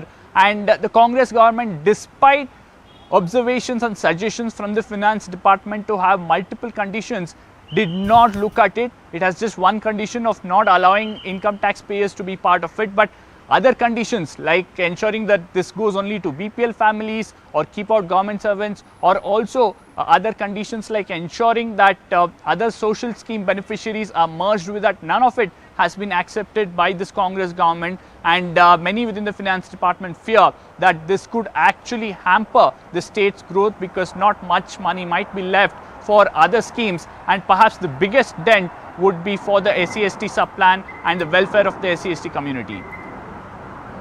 Right, Harish, do stay on with me. Ashok Gowda of the BJP now joining us here on this broadcast. So thank you so much for speaking with us here on CNN News 18. How do you look at this recent backtracking, so to say, as far as welfare schemes, as far as their people promises by the Congress government go? See, Karnataka, we have made these SC/ST schemes only for the benefit and the welfare of communities. Why should there be a welfare? Because they have been stressed out and they should stand up on their leg and they should be able to do business or infrastructural developments, contract and other things. Based on, because of that, they can become self-reliant. That is the agenda which Karnataka government has. Apparently, we had removed the 70 and it was just a matter that it had to be passed in the assembly and we had to make it a legal channel. And now, because of the 70, they have utilized already 11,000 crores, which FC Mahadevappa has agreed. And now diverting these funds to Gruhalakshmi scheme is definitely a dent on the welfare of SC and ST communities. And Karnataka Congress government do not have any agenda of development of SC and STs. They are only thinking about winning the polls and their agenda is whatever it is, they have to be on par. So that is what is the real problem with Congress party is. Sure, the government, in fact, the minister concerned going on to actually defend this kind of decision that has been taken, but the political water was only escalating. Mr. Gowda, thank you so much for speaking with us here on CNN News 18. We are shifting focus now to up north in Haryana, where following violent clashes during a Vishwa Hindu Parishad procession in Haryana's New yesterday, now there is an uneasy calm that prevails. Remember, 3 people were killed, including 2 home guards in that violence. 1 person was killed in clashes in Gurugram as well. Stones were pelted, cars were set on fire during that procession, both in New and in Gurugram. Tensions reached a boiling point over the alleged presence of Monu Manesar, a prominent cow vigilante who is wanted for the murder of 2 men in Rajasthan. He was allegedly going to be present. There was a video message that came out which triggered this entire clash. But what was the government doing? Was the police caught napping? That's the question many are asking, including the opposition in the state. The police had to lob tear gas shells to disperse the crowd, but unfortunately, it was only after situation went out of hand. Now, 2 companies of CAPF, including 12 companies of Rapid Action Force, have been deployed by the central government to Haryana to ensure that there is no more untoward situation that occurs there. 45 people have been detained so far, over 20 FIRs have been registered, and mobile internet services have been suspended until tomorrow. There's Section 144 that has also been imposed both in New and in Gurugram.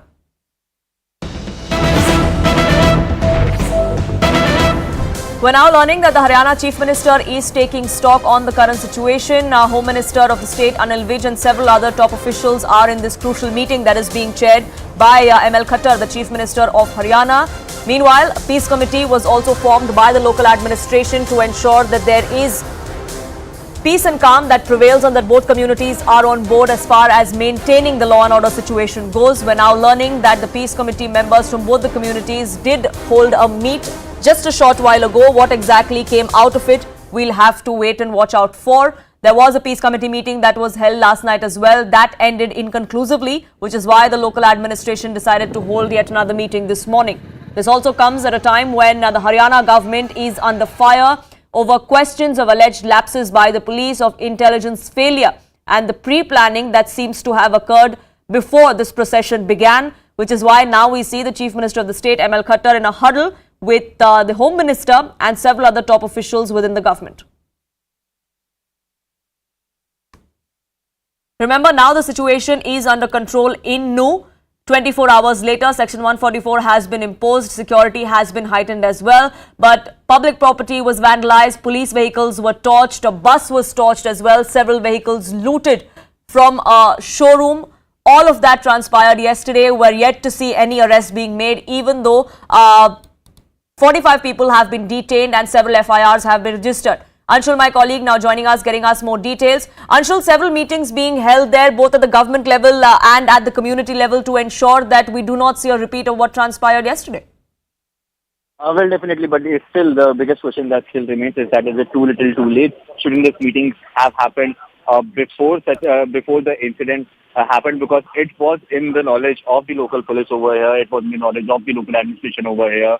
The situation could trickle out of hand because Monu Manesar from one side had been making several videos and making sure that those videos go viral on social media. In those videos, he used to basically challenge the people over here in this area of New, because remember, this entire belt of New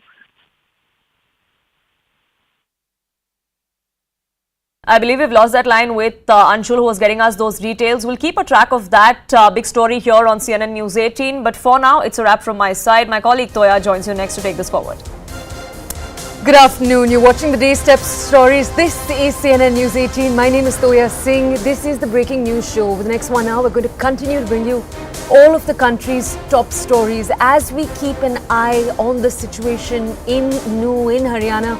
We're also going to keep an eye right here in Delhi on the Parliament, where the logjam over the crisis in Manipur that has crossed the 3-month mark, that very much continues in both the houses of the Parliament, with the opposition parties raising slogans in the Rajya Sabha earlier today and the Vice President urging parties to agree to a shorter discussion. That's a urging that the opposition has now rejected. Meanwhile, Lok Sabha was also disrupted due to continuous sloganeering.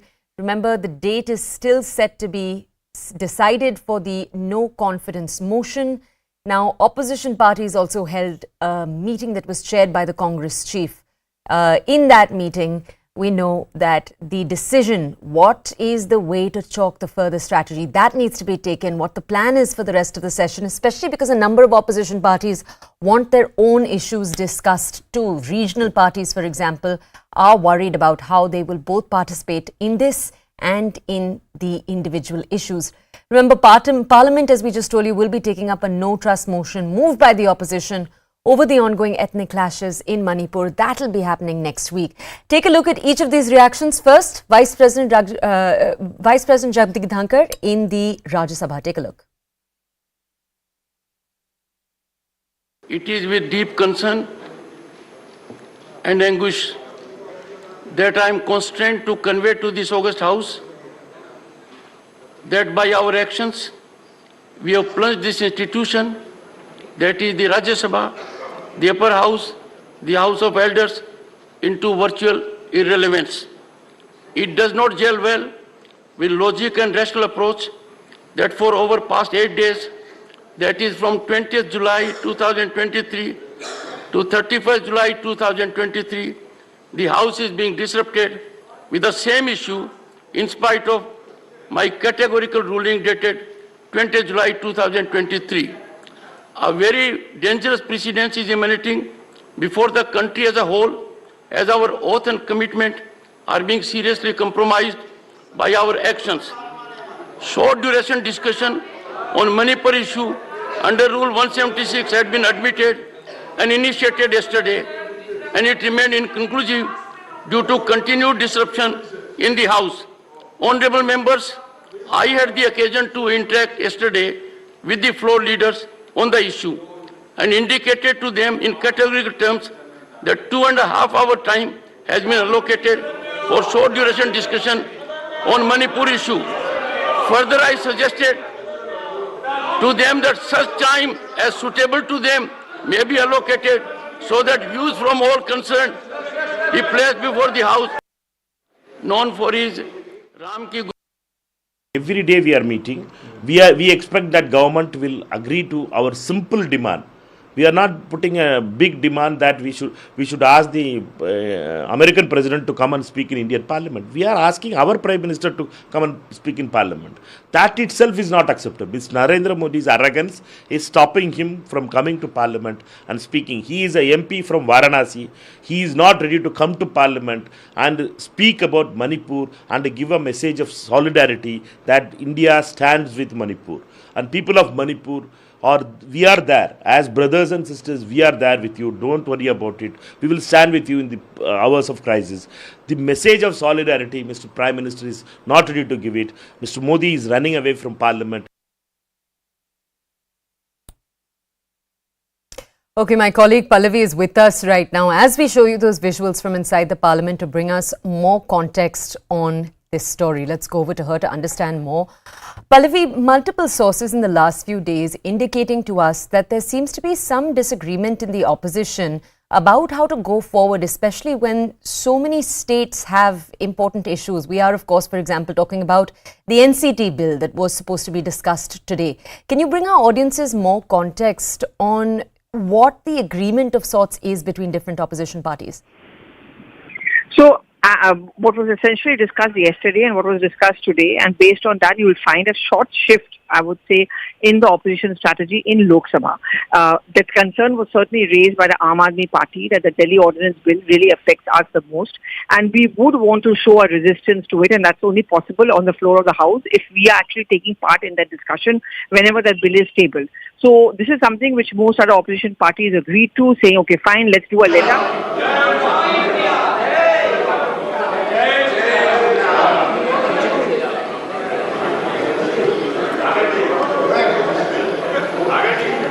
Honorable members,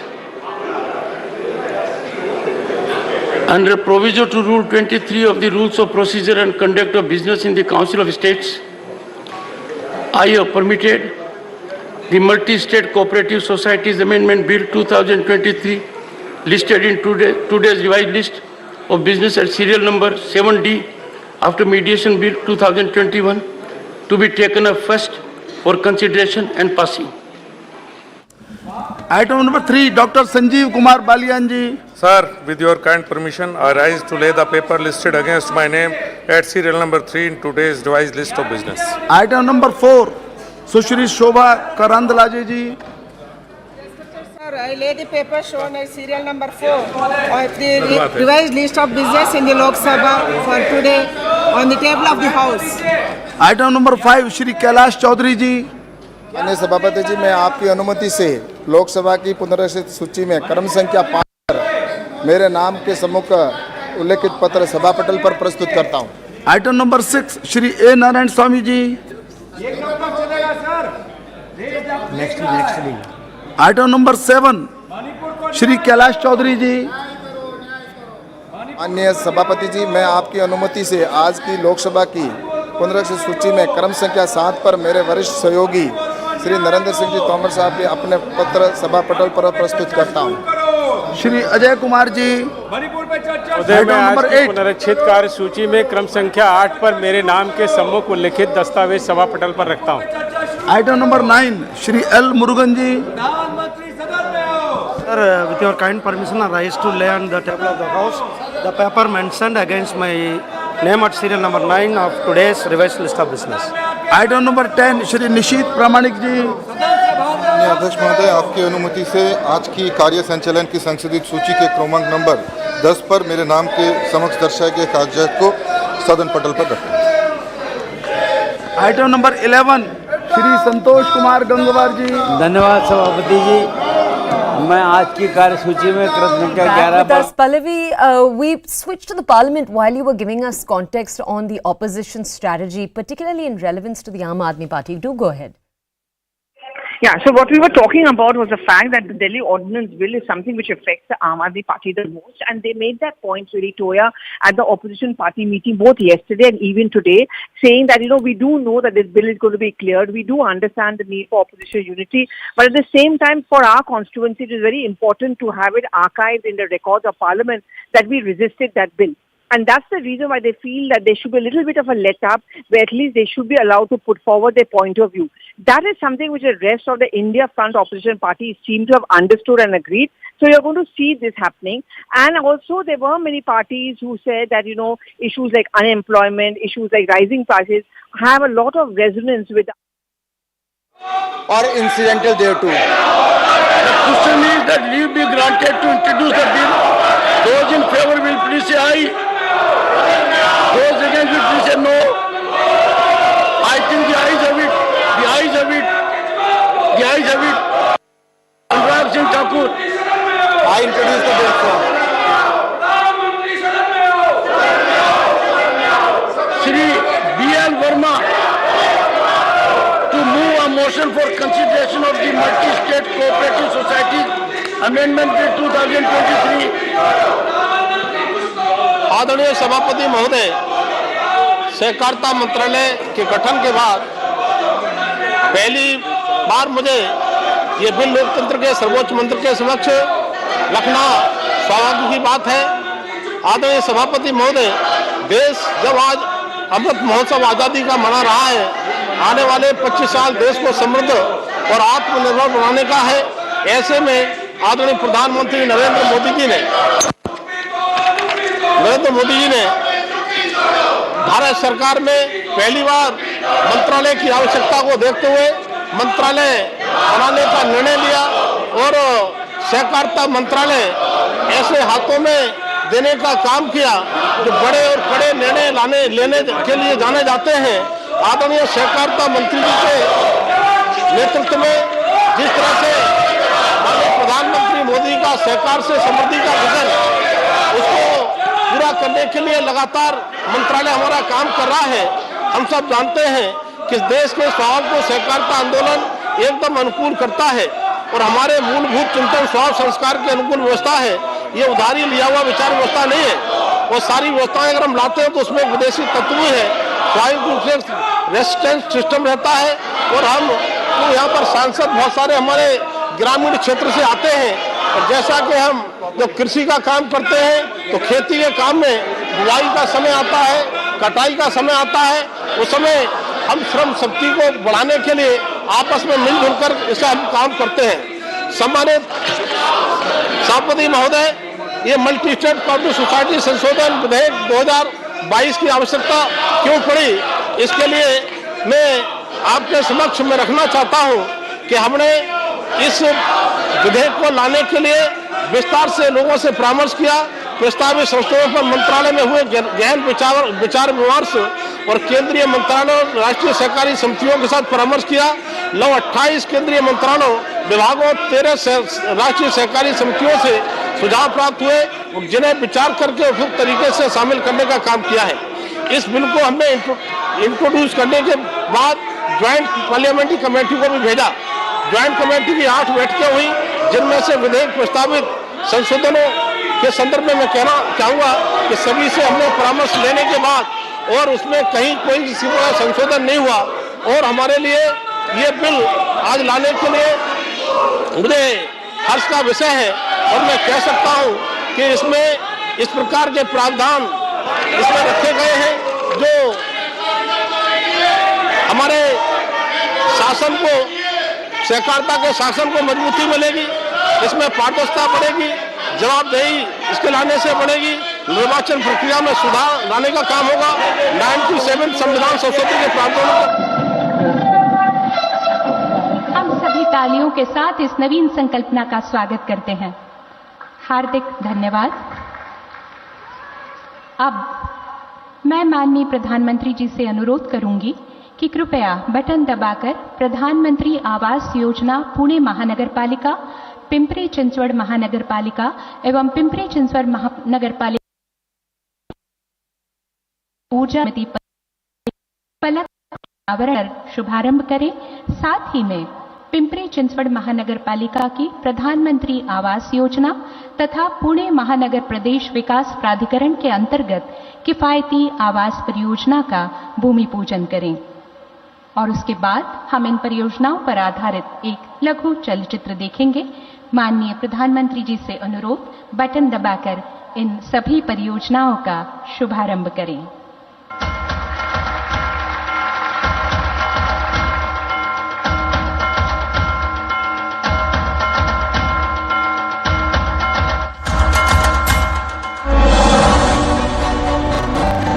पिछले 9 वर्षों में हमारे दूरदर्शी प्रधानमंत्री श्री नरेंद्र मोदी जी के नेतृत्व में पूरे देश में लोक केंद्रित इंफ्रास्ट्रक्चर के परिदृश्य में अभूतपूर्व विकास हुआ है। केंद्र सरकार ने महाराष्ट्र को कई महत्वपूर्ण परियोजनाओं का उपहार दिया है जो आज तेजी से वास्तविकता का रूप ले रही हैं। हम सबका साथ, सबका विश्वास, सबका विकास और सबका प्रयास इस पर बल दे रहे हैं। संत तुकाराम महाराज और छत्रपति शिवाजी महाराज के भक्ति एवं शक्ति का प्रतीक और वर्तमान का सांस्कृतिक एवं शैक्षणिक केंद्र पुणे और पिंपरी चिंचवड़ के लिए आज एक बड़ा दिन है, क्योंकि माननीय प्रधानमंत्री जी के द्वारा करीब 1989 करोड़ रुपए की लागत से 7 परियोजनाओं का लोकार्पण और शिलान्यास किया जा रहा है।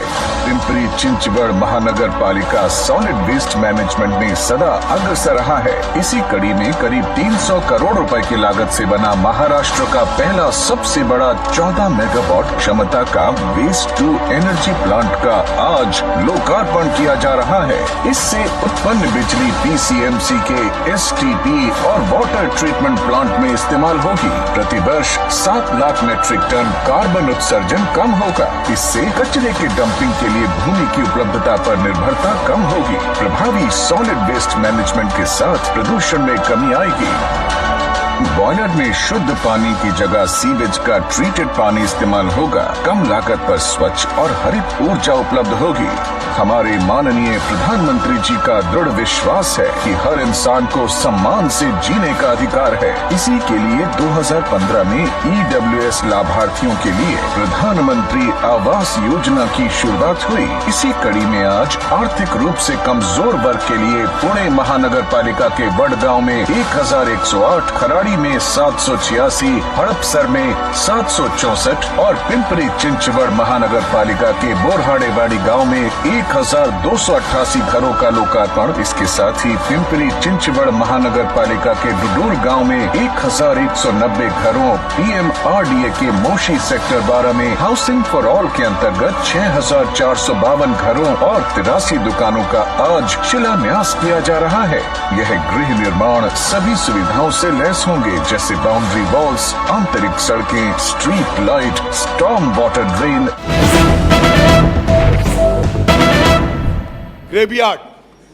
Graveyard for cooperative federalism.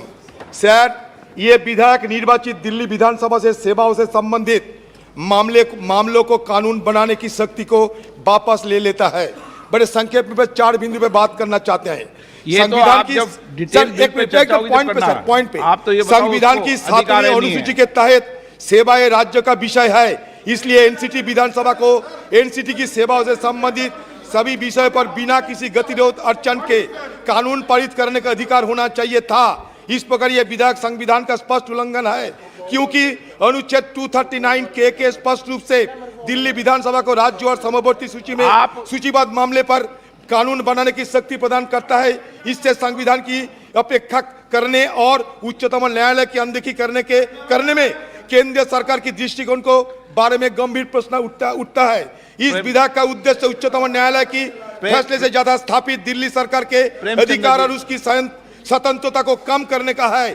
उच्चतम न्यायालय के फैसले को बदलने की कोशिश कर और दिल्ली सरकार के मामले में हस्तक्षेप कर केंद्र सरकार संघवाद के सर, आई राइज टू आप बोलना। जब बिल पे डिबेट हो तो आप जितनी देर कहेंगे आपको पर्याप्त मौका देंगे। आप अभी विषय क्या है कि विधायी पावर है नहीं, ये विषय है ना। आप विद्वान है ना। हाँ बोले आप।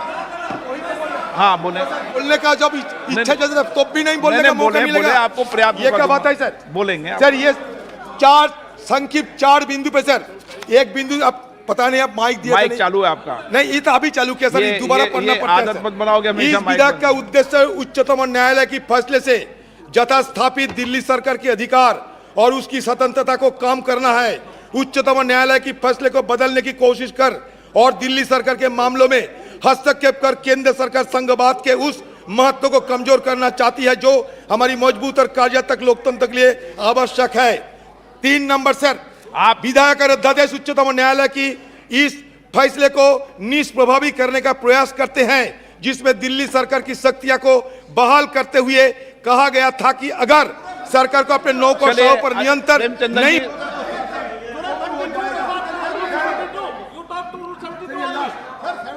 कॉम्पिटेंस के बारे में सिर्फ बोल सकते हैं सर, और कॉम्पिटेंस के बारे में नहीं बोलता है तो तुरंत कंसिडरेशन करने के लिए बोल दीजिए। हम मेरिट पर चर्चा करने के लिए हम तुरंत तैयार हैं। एन के प्रेमचंदन जी। यस, आपका विषय, आप तो इस विषय पर बताओ। लास्ट सर, ये विधायक दिल्ली में उपराज्यपाल के अधिकार का विस्तार करता है। ये दिल्ली सरकार और संघ सरकार के बीच संबंधों को सरोकार में उपराज्यपाल के विवेकाधीन अधिकार का विस्तार करता है। प्रेमचंदन जी, उपराज्यपाल और मुख्यमंत्री। Thank you very much speaker sir. हमेशा सदन की नियम प्रक्रिया के तहत आप बोले। यस, जब एक नहीं सरकार की सर नहीं, माननीय आप नेता हैं, मैं पर्याप्त समय, पर्याप्त अवसर आपको पर्याप्त समय दूंगा जब बिल पर डिटेल चर्चा होगी, कोई दिक्कत नहीं। लेकिन सदन नियमों प्रक्रियाओं के तहत है, जिस विषय पर आप आपत्ति करना चाहते हैं उस विषय पर आपत्ति बोलें, नियमों के तहत बोलें। Sir, I vehemently oppose. Sir, I vehemently oppose the Government of National Capital Territory of Delhi Amendment Bill 2023 on 3 grounds. आप तो नियम से बोलोगे ना? हम नियम से बोला है। हाँ, रूल्स की बात बोलना। रूल्स के बाद बोला है। Sir, Rule 72(2) of the Rules of Procedure and Conduct of Business in Lok Sabha, I am questioning the legislative competence of the government in having the legislation of the bill number 1. Sir, it is against the principles of federalism which is being envisaged by the Constitution of India. Sir, federalism is one of the basic features of Indian Constitution. An elected government in the state of Delhi, it is not having the administrative and legislative control over the bureaucrats means the government has, there is no meaning in having the government of Delhi. That is why I am saying that it is absolutely taking away, sir, taking away the administrative and legislative control by the bureaucrats and the political the political leadership and the elected. Sir, please, second point. क्या सुने आपकी? आप 70 भाई और बहनों, अगस्त महीना हा उत्सव व क्रांतीचा महिना आहे.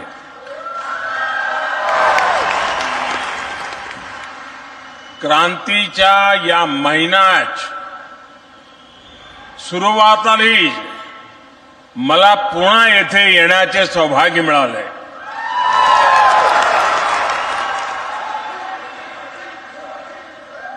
वाकई पुणे का भारत की आजादी के आंदोलन में बहुत बड़ा योगदान रहा है. पुणे ने बाल गंगाधर तिलक जी समेत अनेक क्रांतिवीर, स्वतंत्रता सेनानी देश को दिए. आज ही लोकशाहीर अन्नाभाऊ साठे की जयंती भी है. ये हम सब के लिए बहुत ही खास दिन है. अन्नाभाऊ साठे महान समाज सुधारक थे. बाबा साहब आंबेडकर के विचारों से प्रभावित थे. आज भी बड़ी संख्या में छात्र और विद्वान उनके साहित्य पर शोध करते हैं. अन्नाभाऊ साठे के कार्य, उनका आह्वान आज भी हम सबको प्रेरित करता है. साथियों, पुणे देश की अर्थव्यवस्था को गति देने, देश भर के युवाओं के सपनों को पूरे करने वाला एक जीवंत शहर है. आज जो प्रोजेक्ट पुणे और पिंपरी चिंचवड़ को मिले हैं, उससे ये भूमिका और सशक्त होने वाली है. अभी यहां करीब 15,000 करोड़ रुपए के प्रोजेक्ट्स का शिलान्यास और लोकार्पण हुआ है. हजारों परिवारों को पक्के घर मिले. वेस्ट से वेल्थ बनाने का, कचरे से कंचन बनाने का आधुनिक प्लांट मिला है. इन परियोजनाओं के लिए मैं सभी पुणे वासियों को, यहां के सभी नागरिकों को बहुत बहुत बधाई देता हूं. साथियों, हमारी सरकार शहरों में रहने वाले विशेष करके मध्यम वर्ग की, प्रोफेशनल्स की, उनकी क्वालिटी ऑफ लाइफ को लेकर बहुत गंभीर है। जब क्वालिटी ऑफ लाइफ सुधरती है तो उस शहर का विकास भी और तेजी से होता है। पुणे जैसे हमारे शहरों में क्वालिटी ऑफ लाइफ और बेहतर हो, इसके लिए हमारी सरकार लगातार काम कर रही है। यहां आने से पहले पुणे मेट्रो के एक और सेक्शन का लोकार्पण हुआ। मुझे याद है जब पुणे मेट्रो के लिए काम शुरू हुआ था तो मुझे इसके शिलान्यास का अवसर मिला था और देवेंद्र जी ने बड़े मजेदार ढंग से उसका वर्णन भी किया। इन 5 वर्षों में यहां लगभग 24 किलोमीटर मेट्रो नेटवर्क शुरू हो चुका है।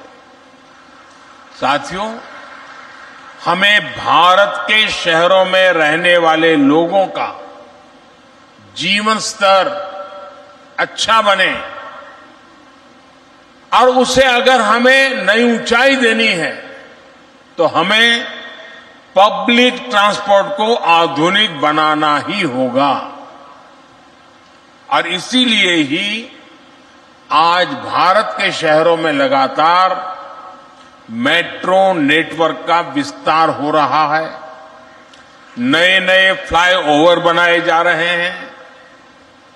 रेड लाइट्स की संख्या कम करने पर बल दिया जा रहा है।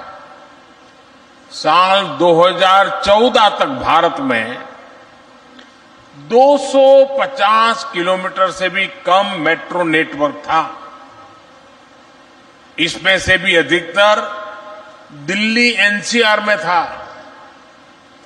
अब देश में मेट्रो नेटवर्क बढ़कर 800 किलोमीटर से भी ज्यादा हो गया है। इसके अलावा 1000 किलोमीटर की नई मेट्रो लाइन के लिए काम भी चल रहा है। 2014 में सिर्फ 5 शहरों में मेट्रो का नेटवर्क था। आज देश के 20 शहरों में मेट्रो नेटवर्क संचालित है। महाराष्ट्र में ही पुणे के अलावा मुंबई और नागपुर में भी मेट्रो का विस्तार हो रहा है। ये मेट्रो नेटवर्क आधुनिक भारत के शहरों की नई लाइफलाइन बनती जा रही है। पुणे जैसे शहर में पर्यावरण की रक्षा के लिए, प्रदूषण कम करने के लिए मेट्रो का विस्तार बहुत जरूरी है। इसलिए भी हमारी सरकार मेट्रो नेटवर्क बढ़ाने के लिए इतनी मेहनत कर रही है। भाइयों और बहनों, क्वालिटी ऑफ लाइफ को सुधारने का एक अहम फैक्टर शहरों में साफ सफाई की व्यवस्था भी है। एक समय था जब विकसित देशों के शहरों को देखकर कहा जाता था, वाह कितना साफ शहर है। अब हम भारत के शहरों को भी उसी तरह से समाधान दे रहे हैं। स्वच्छ भारत अभियान सिर्फ टॉयलेट्स के निर्माण तक सीमित नहीं है। इस अभियान में वेस्ट मैनेजमेंट पर भी बहुत अधिक फोकस किया जा रहा है। हमारे शहरों में बड़े बड़े कचरे के पहाड़ बहुत बड़ी समस्या बन गए। आप भी जानते हैं कि पुणे में जहां मेट्रो का डिपो बना है, वो पहले कोथरूड कचरा डंपिंग यार्ड से जाना जाता था। अब ऐसे कूड़े के पहाड़ों को हटाने के लिए भी मिशन मोड पर काम चल रहा है और हम कचरे से कंचन यानी वेस्ट टू वेल्थ के मंत्र पर काम कर रहे हैं। पिंपरी चिंचवड़ का वेस्ट टू एनर्जी प्लांट बहुत ही बेहतरीन प्रोजेक्ट है। इसमें कचरे से बिजली बन रही है। यहां जो बिजली पैदा होगी उससे निगम अपनी जरूरत भी पूरी कर पाएगा, यानी प्रदूषण की समस्या भी नहीं रहेगी और नगर निगम को बचत भी होगी। साथियों, आजादी के बाद से ही महाराष्ट्र के औद्योगिक विकास ने भारत के औद्योगिक विकास को निरंतर गति दी है। महाराष्ट्र में औद्योगिक विकास को और बढ़ाने के लिए यहां आधुनिक इंफ्रास्ट्रक्चर का निर्माण उतना ही जरूरी है। इसलिए आज हमारी सरकार महाराष्ट्र में इंफ्रास्ट्रक्चर पर जितना निवेश कर रही है वो अभूतपूर्व है। आज यहां बड़े बड़े एक्सप्रेसवे, नए नए रेलवे रूट, नए नए एयरपोर्ट्स का निर्माण किया जा रहा है। रेलवे के विकास के लिए यहां 2014 से पहले की तुलना में 12 गुना अधिक खर्च किया जा रहा है। महाराष्ट्र के अलग अलग शहरों को आसपास के राज्यों के इकोनॉमिक हब से भी जोड़ा जा रहा है। Mumbai Ahmedabad high speed rail से गुजरात और महाराष्ट्र दोनों को फायदा होगा। दिल्ली मुंबई इकोनॉमिक कॉरिडोर महाराष्ट्र को मध्य प्रदेश और उत्तर भारत के अन्य राज्यों से जोड़ेगा। वेस्टर्न डेडिकेटेड फ्रेट कॉरिडोर ये महाराष्ट्र और उत्तर भारत के बीच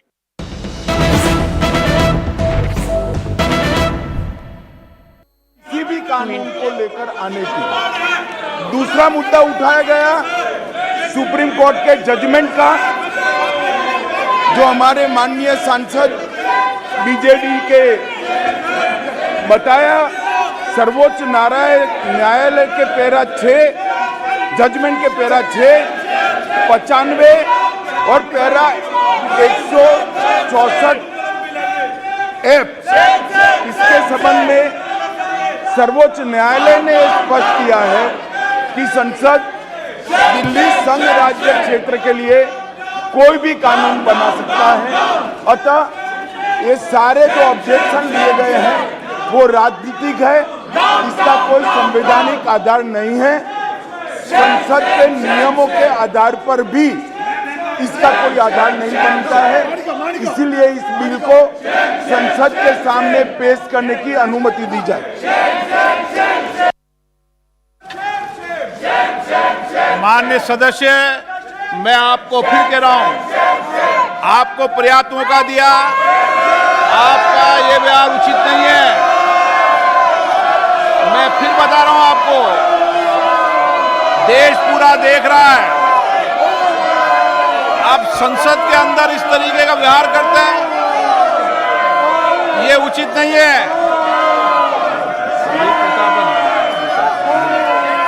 प्रश्न ये कि विधेयक को प्रस्तावित करने की अनुमति प्रदान की जाए। जो सदस्य इसके पक्ष में हाँ गए, जो सदस्य विरोध में ना गए, मेरे विचार में निर्णय हाँ वालों के पक्ष में, हाँ वालों के पक्ष में। माननीय मंत्री जी विधेयक को प्रस्तावित करें। श्री नित्यानंद राय महोदय, मैं विधेयक प्रस्तावित करता हूं।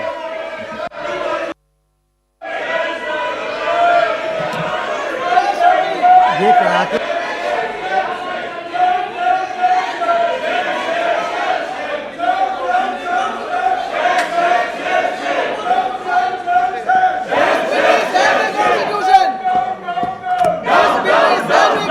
मैं फिर आपको चेतावनी दे रहा हूं, कि मुझे कुछ सदस्यों पे नाम करना पड़ेगा, नेम करना पड़ेगा। मैं आपको फिर चेतावनी दे रहा हूं कि अब सदन की गरिमा और मर्यादा बनाए रखने के लिए मुझे सदन में कार्रवाई करनी पड़ेगी। सदन की कार्रवाई 3 बजे तक के लिए स्थगित की जाती है।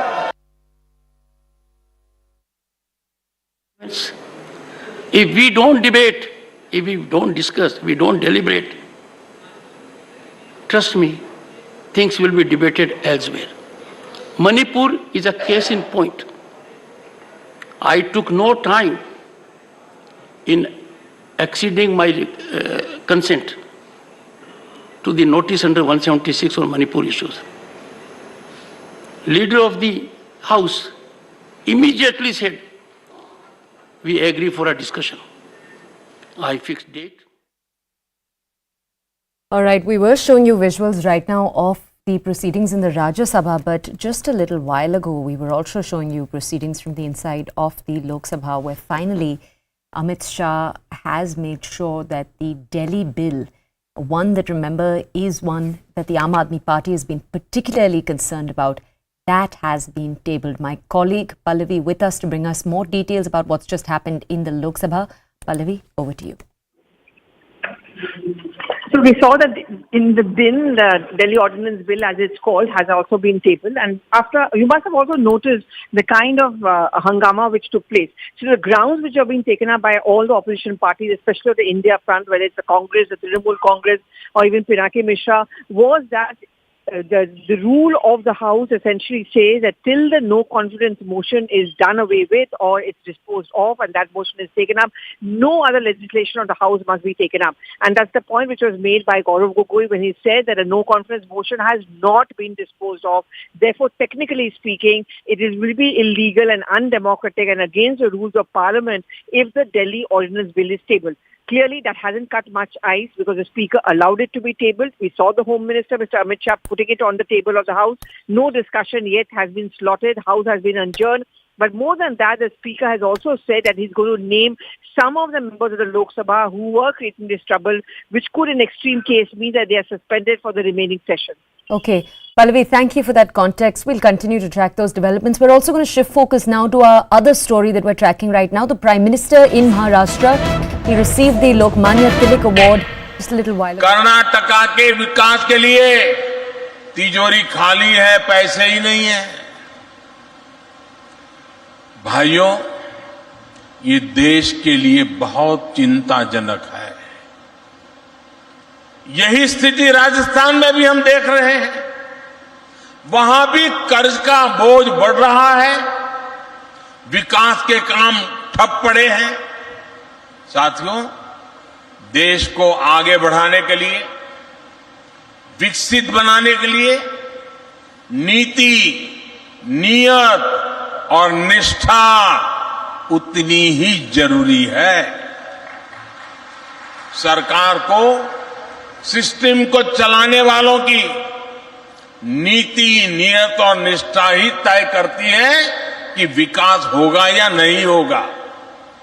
अब जैसे गरीबों को पक्का घर देने की योजना है, 2014 से पहले जो सरकार थी उसने शहरों में गरीबों को घर देने के लिए 10 सालों में 2 योजनाएं चलाई। इन 2 योजनाओं के तहत 10 साल में देश भर के शहरी गरीबों के लिए सिर्फ 8 लाख घर बने। लेकिन इन घर की हालत इतनी बुरी थी कि ज्यादातर गरीबों ने इन घरों को लेने से ही इनकार कर दिया। अब आप कल्पना करिए, झुग्गी झोपड़ी में रहने वाला व्यक्ति भी उस घर लेने से इनकार कर देगा तो वो घर कितना बुरा होगा। आप कल्पना कर सकते हैं, देश में यूपीए के समय बने हुए 2 लाख से अधिक घर ऐसे थे जिनको लेने के लिए कोई तैयार ही नहीं हुआ। हमारे यहां महाराष्ट्र में भी उस समय बने हुए 50,000 से अधिक घर ऐसे ही खाली पड़े थे। रुपया की बर्बादी है, लोगों की मुसीबतों की चिंता नहीं। भाइयों और बहनों, 2014 में आप सबने हमें सेवा करने का मौका दिया। सरकार में आने के बाद हमने सही नीयत से काम शुरू किया और नीति भी बदली। पिछले 9 वर्षों में हमारी सरकार ने गांव और शहरों में गरीबों के लिए 4 करोड़ से अधिक पक्के घर बनाए। 4 करोड़। इसमें भी शहरी गरीबों के लिए 75 लाख से अधिक घर बनाए गए हैं। हम इन नए घरों के निर्माण में पारदर्शिता भी लाए हैं और इनकी क्वालिटी भी सुधारी है। हमारी सरकार ने एक और बड़ा काम किया है। जो घर सरकार गरीबों को बनाकर दे रही है, उसमें से ज्यादातर घर महिलाओं के नाम रजिस्टर किए जा रहे हैं।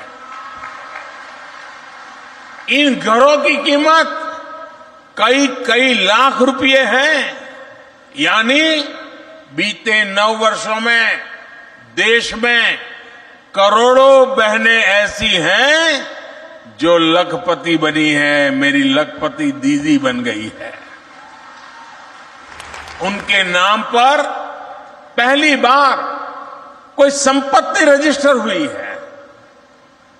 आज भी जिन भाइयों और बहनों को अपने घर मिले हैं, उन्हें मैं विशेष तौर पर बधाई देता हूं। मेरी तरफ से अनेक अनेक शुभकामनाएं देता हूं। और इस बार का गणेशोत्सव तो उनके लिए बड़ा शानदार होने वाला है। भाइयों और बहनों, गरीब हो या मिडिल क्लास परिवार, हर सपने को पूरा करना ही मोदी की गारंटी है। एक सपना जब पूरा होता है तो सफलता की कोख से सैकड़ों नए संकल्प जन्म लेते हैं। यही संकल्प उस व्यक्ति के जीवन की सबसे बड़ी ताकत बन जाते हैं। हमें आपके बच्चों, आपकी वर्तमान और आपकी भावी पीढ़ियों की चिंता है। साथियों, सत्ता येते आणि जाते, समाज आणि देश तेथेच राहतो। इसलिए हमारा प्रयास आपके आज के साथ साथ आपके कल को बेहतर बनाने का भी है। विकसित भारत के निर्माण का संकल्प इसी भावना का प्रकटीकरण है। इसके लिए हम सभी को मिलकर एक साथ काम करना होगा। यहां महाराष्ट्र में इतने अलग अलग दल एक साथ इसी ध्येय के साथ आए हैं। लक्ष्य यही है कि सबकी भागीदारी से महाराष्ट्र के लिए और बेहतर काम हो सके, महाराष्ट्र तेज गति से विकास करे। महाराष्ट्र ने हम सभी को हमेशा बहुत प्यार दिया है, बहुत आशीर्वाद दिया है। ये आशीर्वाद यूं ही बना रहेगा। इसी कामना के साथ फिर से विकास परियोजनाओं की आप सबको बहुत बहुत बधाई देता हूं। मेरे साथ बोलिए, भारत माता की, भारत माता की, भारत माता की। धन्यवाद। All right, we're heading into a very short break. The Prime Minister addressing a gathering in Maharashtra. We'll continue to keep an eye on both that and the Parliament's proceedings after this short break.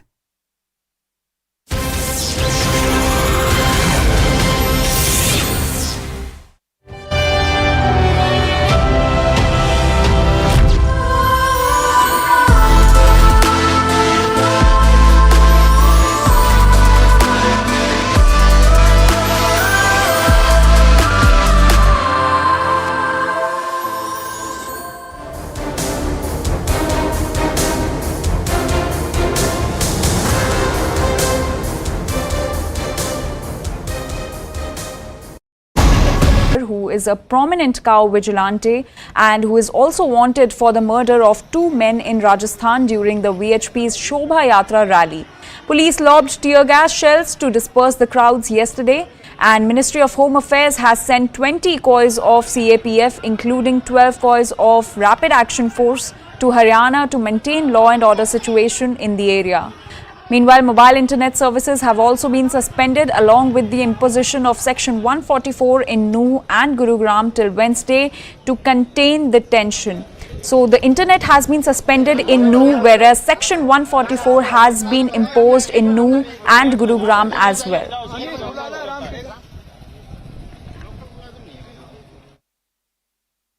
Mewat में हुए विवाद के बाद अभी भी स्थिति काफी तनावपूर्ण है और आप ठीक मेरे पीछे देखिए किस तरह से मेवात पुलिस के अलावा अन्य जिलों से भी पुलिस को बुलाया गया है और स्थिति को काबू करने की कोशिश की जा रही है।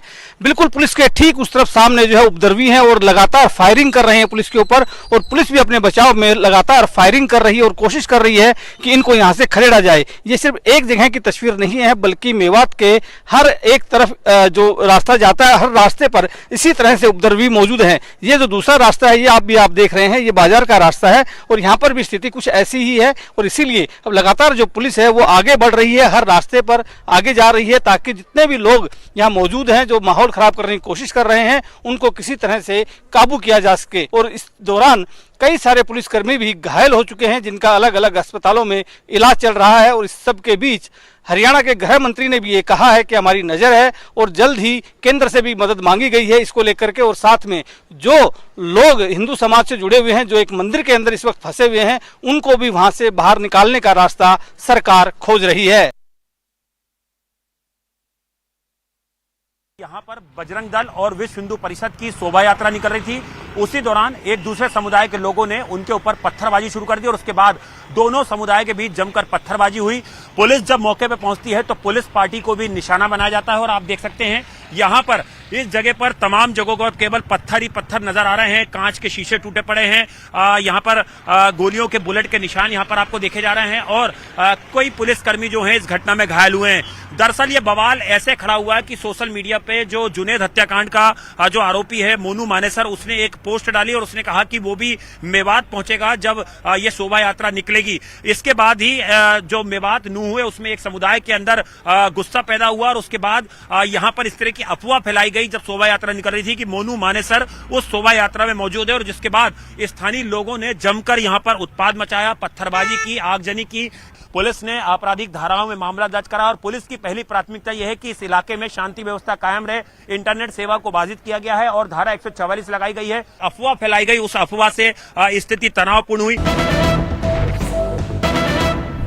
Welcome back. You're watching the Breaking News Show and we're taking you now to a story coming out of Rajasthan. Just a few moments ago, we're shifting to visuals coming in from Jaipur in particular, where the BJP is protesting over what they're calling the deteriorating law and order situation in the state. Remember, this is a protest they'd announced yesterday itself. They'd said a ghirao of the Rajasthan government secretariat would take place against allegations of corruption, atrocities against women, crumbling law and order, this is their words, and unemployment under the Chief Minister Ashok Gehlot-led administration. Remember, Rajasthan is headed into elections in just a few months from now, before the national elections. Now, the protest that we're looking at right now is part of a campaign the BJP is running. It's called the BJP Nahi Sahega Rajasthan campaign. Rajasthan will not tolerate, essentially. And essentially, as we just told you, the campaign is supposed to be a run-up before the assembly polls that are expected to be held either in November or in December in the state. Now, there are reportedly a number of MPs who are slated to join. You're going to have Kirodilal Meena, Sukhbir Singh, Jonapuria and Bhagirath Chaudhary. They've all joined the National General Secretary in making the announcement about this yesterday itself. Now, we'll bring you more context on each of these developments, but I'll stay silent for a second so you can take in the visuals that are playing out right now on your screens. Remember, just last week, Rajasthan watched a controversy play out where you had a minister, where you had a senior leader in the Congress party say that there was a red diary that he had stolen, and that red diary contained details of the corruption of the Gehlot government. Ashok Gehlot had come out and said, let the BJP investigate it if they think it's real. He'd rubbished all these claims. Let's go over to our colleague Bhavani Deora to understand more about the context of this protest. Bhavani ji हमारे साथ जुड़ने के लिए धन्यवाद. भवानी जी, इस protest के बारे में आप हमें क्या जानकारी दे सकते हैं? देखिए, ये बीजेपी का आज प्रोटेस्ट है गहलोत सरकार के खिलाफ. कुछ सचिवालय है जो उसके घेराव को लेकर बीजेपी का मार्च है, अभी सचिवालय की तरफ पहुंच गया है और अभी इस वक्त पुलिस और बीजेपी कार्यकर्ताओं के बीच में धक्का मुक्की चल रही है. हल्का पुलिस से बल प्रयोग भी कर रही है. कई जगह अलग अलग जगह पे झड़पें हो रही है और बैरिकेड क्रॉस करने की कोशिश कर रहे हैं बीजेपी के कार्यकर्ता. तो ये लगातार आप यहाँ पर लगातार इस बीच में टकराव चल रहा है. भवानी जी, आपकी आवाज नहीं आ रही. All right, we'll try to re-establish that connection with my colleague Bhavani Singh Deora on the ground in Jaipur. He was bringing us details of the kind of action you're actually seeing on the ground. Bhavani was saying that a scuffle of sorts had just taken place between BJP workers on the ground and security officials in the area. As we told you a little while ago, Rajasthan is headed into elections in just a few months from now. The Congress in the last week has faced allegations of corruption coming from, one could almost say, within the party, as a former senior Congress minister had said in a press conference and in a number of allegations also playing out in the Rajasthan Assembly, that there was a red diary that contained details of the corruption record of the Gehlot government. That's the most recent controversy Rajasthan has seen. It's something that it's important to talk about right now because it's also something that the Prime Minister had mentioned in an address he'd given in Rajasthan just 2 days after that. But to that, Ashok Gehlot had responded. He'd said, investigate if you want to. There is nothing to be found. Now we're going to move on from these visuals, but we're going to try to connect with the reporter later. We're going to move on to these visuals. Right now, it's important to move on. All right, stern words coming in from the CJI, the Chief Justice of India, D.Y. Chandrachud, on the Manipur violence. Remember, the state of Manipur has seen almost 3 months of ethnic violence now. The CJI, the Chief Justice, has said, that it appears that except for 1 or 2 cases, there's no arrest at all. Look at the way the investigations are so lethargic. He's also said an FIR has been registered after 2 months. Arrests are not made and statements are not recorded. For 2 months, the situation was not even conducive for recording FIRs. He's also said it gives us an impression that from the beginning of May, which is when the crisis in Manipur started, till July, there was no law and order. A total breakdown of the constitutional machinery in the state took place. He said, you are right that the police could not make arrests, but this does not point to the fact that there is a complete breakdown. All right, I'll look to a reporter joining us to bring us a little bit more clarity on those comments. There are a few statements that have come in, and so I'll look to a reporter to totally clarify them. Remember, the Supreme Court has pulled up state authorities on their treatment of Manipur. Let's go over to my colleague, our legal correspondent Ananya Bhatnagar, to understand more. Ananya, just a day after the Supreme Court said that that there shouldn't be any comparisons of the atrocities that have taken place in Manipur to atrocities in other states, now we're hearing this strict set of statements. Can you bring us more in terms of context, please? Well, definitely. These are some big observations coming in from, in fact, the Chief Justice's mouth, clearly saying that, these observations, such I'll give you the background, come in while the court was actually discussing the various FIRs registered during this violence that had taken place with regards to these violence. And in fact, 11 of these cases are with regards to, the crime against women. And while the court was discussing upon how the investigation has gone into this particular, all of these matters, now the court has said that except for one or two matters, there is no arrest at all. Look at the way investigation is so lethargic. FIRs registered after 2 month arrest not been made and statements are not recorded. He further went on to say that it gives us an impression that from beginning of May till July, there was no law and order in the state and there was complete breakdown of the state machinery is what the Chief Justice of India has observed.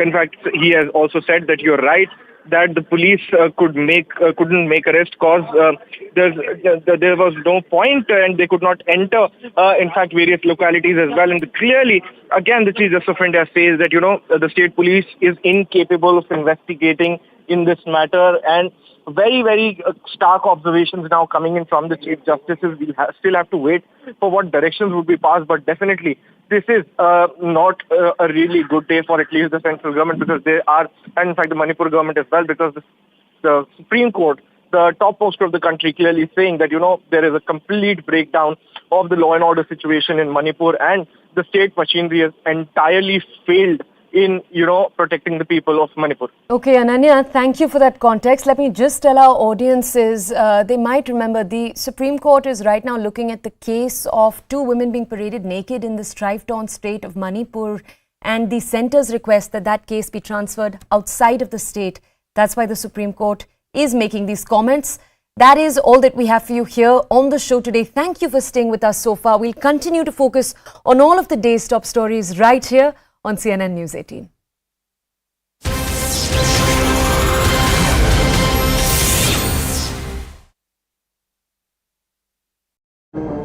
ये गाड़ियों के जो शीशे हैं ये पूरी तरह से तोड़ दिए गए हैं। केवल पुलिस पार्टी को यहाँ पे निशाना बनाया गया है या जो दूसरे समुदाय के लोग जो शोभा यात्रा निकाल रहे थे उन्हें निशाना बनाया गया है। जमकर लोगों ने अपने घर से पत्थर चलाए हैं, कांच की बोतलें फेंकी हैं पुलिस पार्टी के ऊपर। स्थानीय लोग काफी डरे हुए हैं और आप देख सकते हैं ये पूरा मार्केट जो है पूरी तरह से बंद करा दिया गया है। हालांकि शोभा यात्रा हर साल निकली थी, गुरुग्राम से शोभा यात्रा सफलतापूर्वक निकल चुकी थी, लेकिन जिस तरह से वो नुहू मेवात में पहुंचती है और उसके बाद एक अफवाह फैलाई जाती है, उस अफवाह के बाद यहाँ पर कुछ देर के बाद पुलिस पहुंचती है। हालांकि कुछ ये जानकारी भी आ रही है कि पुलिस को शायद पहले से अंदेशा नहीं था कि इस तरह से भीड़ उग्र हो सकती है। शीघ्र वहाँ पर शांति बहाल करने की कोशिश कर रहे हैं और मैं सारों से कहना भी चाहता हूँ कि सबसे पहले वो सारे शांति बहाल करें। ये मैं अपील भी करना चाहता हूँ। कोई जहाँ पर कोई लोग फंसे हुए हैं उनको रेस्क्यू किया जा रहा है और वहाँ पर फोर्स भेजी जा रही है। एसपी मेवात तो छुट्टी पर थे, लेकिन पलवल एसपी के पास ड्यूल चार्ज था। He is on the spot और फोर्स लेकर वो पहुँच रहे हैं लोगों को अगर कहीं पर फंसे हुए हैं उनको मुक्त कराने के लिए। अनेक कुछ गाड़ियों को आग लगाने के विजुअल हमारे सामने आए हैं, उन सारों का हम बाद में करेंगे। हमारा जो प्राइमरी टास्क है, जो हमारा होना चाहिए, वो है कि वहाँ पर शांति की बहाली की जाए। करेंगे हम बाद में, देखेंगे भी कौन कौन लोग इसके लिए दोषी थे। And we're getting some more inputs on this story, and this is a CNN News 18 exclusive news break. New communal clashes were due to resistance by one community. Now, top state intelligence sources have revealed that Mewat Hindu group announced one Kalash Yatra by VHP and Bajrang Dal. All of them decided the date of July 31st. Then rumours started that Monu Manesar will also be coming in this yatra. The yatra was supposed to start from temple from Nuh district. People started assembling and started stone pelting on police so that Hindu groups don't start their yatra. Later, it was decided that yatra should not proceed, and one group started rioting and stone pelting and attacked the police as well. Now, moving our focus to the state of Haryana, where following violent clashes during a Vishwa Hindu Parishad procession in Nuh district yesterday, 2 home guards were killed and 10 police personnel were injured. Stones were pelted and cars were set on fire during the religious procession in Nuh, which adjoins Gurugram.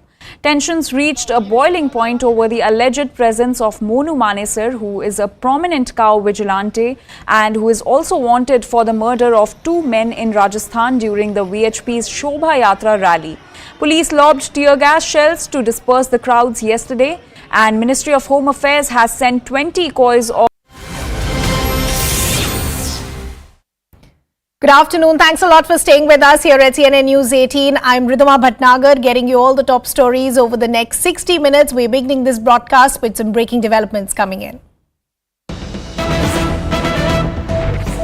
As the situation in Nuh in Haryana still remains volatile, we're getting a statement coming in from the Haryana Chief Minister, who's now gone on to confirm that total 5 people have been dead in the clash that happened yesterday. He's also gone on to say for precautionary measures, a curfew is also now been put in place. But the Haryana Chief Minister has also gone on to claim that there was a larger conspiracy at play that led to these clashes and violence. Let's listen in to what the Chief Minister had to say.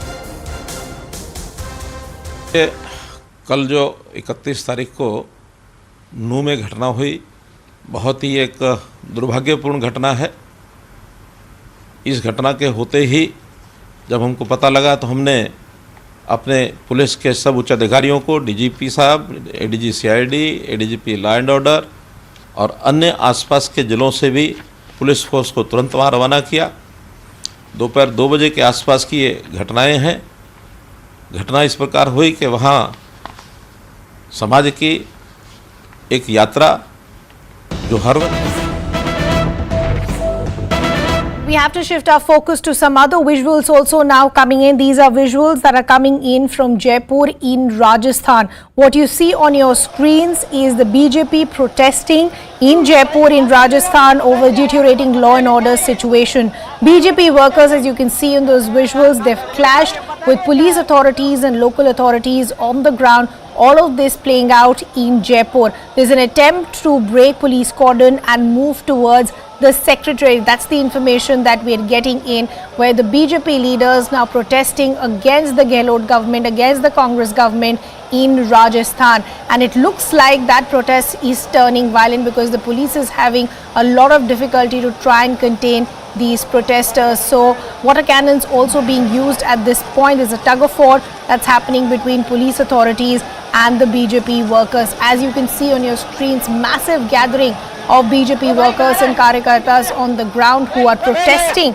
against the deteriorating law and order situation in Jaipur, in Rajasthan, essentially protesting against the Ashok Gehlot government in place. There is a police presence on the ground, but their protesters are also now clashing with the police officials present on the ground. So there is some sort of clash, altercation that is taking place as well. As I pointed out, as you can see in those visuals on your screens, the police resorting to use of water cannons as well. Very dramatic visuals coming in. Huge number of Karyakartas and workers from the BJP there protesting in Jaipur. They're saying the law and order situation is questionable. Not much has been done as far as the Gehlot government is concerned. So the BJP upping the ante against the Gehlot government, protesting against what they say is deteriorating law and order situation. They've had some sort of altercation with police officials on the ground as well. The police trying to contain the situation on the ground, water cannons being used as well. But as I said, just look at the turnout of numbers in terms of numbers as far as the BJP workers are concerned. Those visuals on your screens coming in from Jaipur, from Rajasthan. BJP workers taking to the streets, protesting against the Gehlot government, saying that the law and order situation has really gone down the drain and the Gehlot government is just not doing enough. Let's also now bring in our colleague Arun Dhanta, who in fact is now joining us on the broadcast. Arun, very dramatic visuals there coming in from Jaipur, Rajasthan. The BJP workers who've taken to the streets protesting against the Gehlot government. Help us understand what is their plan. A short while ago, we were understanding that there was an attempt to break the police cordon because the protesters wanted to move towards the secretariat as well. भी चलानी पड़ी police को। अभी भी आप देखिए कि किस तरीके से वाटर कैनन के बावजूद भी बीजेपी कार्यकर्ताओं को खदेड़ने की कोशिश की जा रही है। यहाँ पर कुछ कार्यकर्ता अंदर आगे घुस गए, अलग अलग जगह पर टकराव की स्थिति बन रही है। इस वक्त 3 वाटर कैनन का इस्तेमाल किया जा रहा है खदेड़ने के लिए और चप्पल जूते चल रहे हैं। आप देखिए कि किस तरीके से बोतलें फेंकी जा रही है पुलिस की तरफ और पुलिस की ओर से डंडे चलाए जा रहे हैं। इस वक्त पीछे खदेड़ने की कोशिश की जा रही है काफी दूर तक। और ये तस्वीरें देखिए कि किस तरीके से कुछ कार्यकर्ता जबरन अंदर घुस गए। अब पुलिस घसीट कर उनको निकालने की कोशिश कर रही है, बाहर निकालने की कोशिश कर रही है। और तस्वीरें देख सकते हैं कि ये जो विरोध प्रदर्शन है बीजेपी का, क्योंकि राजस्थान में 4 महीने बाद में विधानसभा चुनाव है और सबसे बड़ा जो मुद्दा है वो पेपर लीक, लाल डायरी। आप देखिए कि तस्वीर देखिए कि यहाँ पर क्या मुद्दा है लाल डायरी का। हम जानना चाहते हैं करोड़ों के घोटाले का जो सच इस लाल डायरी में है वो निकल करके सामने आए।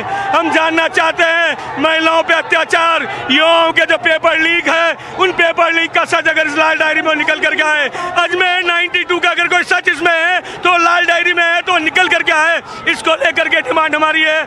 महिलाओं के, युवाओं के, किसानों के सम्मान में भारतीय जनता पार्टी का कार्यकर्ता आज यहाँ प्रदर्शन कर रहा है, धरना दे रहा है। पुलिस लाठीचार्ज कर रही है, वाटर कैनन चला रही है, लेकिन हम जब तक इसका सच नहीं जानेंगे तब तक हम यहाँ से जाएंगे नहीं और इस सरकार को जब तक उखाड़ेंगे नहीं तब तक हम मानेंगे नहीं। तो आप तस्वीरें देखिए कि इस वक्त आप देखिए कि यहाँ ये टकराव की स्थिति लगातार जारी है पुलिस के बीच में और बीजेपी कार्यकर्ताओं के बीच में डंडे फेंके जा रहे हैं। देखिए दोनों तरफ से पुलिस रोकने के लिए इस्तेमाल कर रही है, इस वक्त वाटर कैनन का, डंडों का इस्तेमाल कर रही है। तो बीजेपी के कार्यकर्ता भी रुक नहीं रहे हैं। बीजेपी के कार्यकर्ता काफ़ी एग्रेसिव हो चुके हैं और यहाँ पर लगातार आगे बढ़ रहे हैं, इसलिए बार बार वाटर कैनन का इस्तेमाल करना पड़ रहा है। और यहाँ पुलिस की ये कोशिश थी कि लाठी नहीं चलानी पड़े, लेकिन जिस तरीके से टकराव की स्थिति बन रही है उसके बाद में अब आप देखिए कि तस्वीरों के अंदर बार बार ये स्थिति चल रही है कि बीजेपी के कार्यकर्ताओं को पुलिस पीछे धकेलने की कोशिश कर रही है, फिर कार्यकर्ता आगे आते हैं, टकराव की स्थिति बनती है, फिर वाटर कैनन चलती है। लगातार ये जो सिलसिला है लगातार जारी है। तो ये जो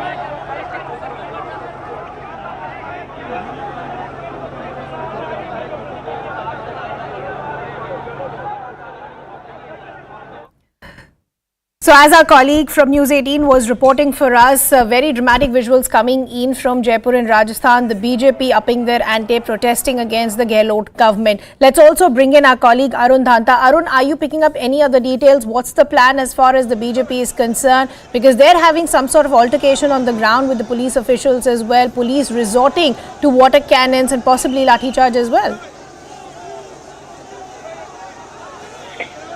Well, see, a huge gathering of BJP supporters can be seen there in Jaipur, and the plan was already made very clear by the top leadership of BJP that they would be gheraving the secretariat in Jaipur. Even in this regard, yesterday there was a press conference in Delhi, which in fact outlined the plan of this protest. Remember that BJP chief JP Nadda was also in Rajasthan few days back. In fact, the core group meeting he chaired there, and the instructions were given that these are the issues which is really being highlighted by BJP there on the ground level. It should be highlighted at the highest level, and therefore this Ghera protest outside Secretariat was planned.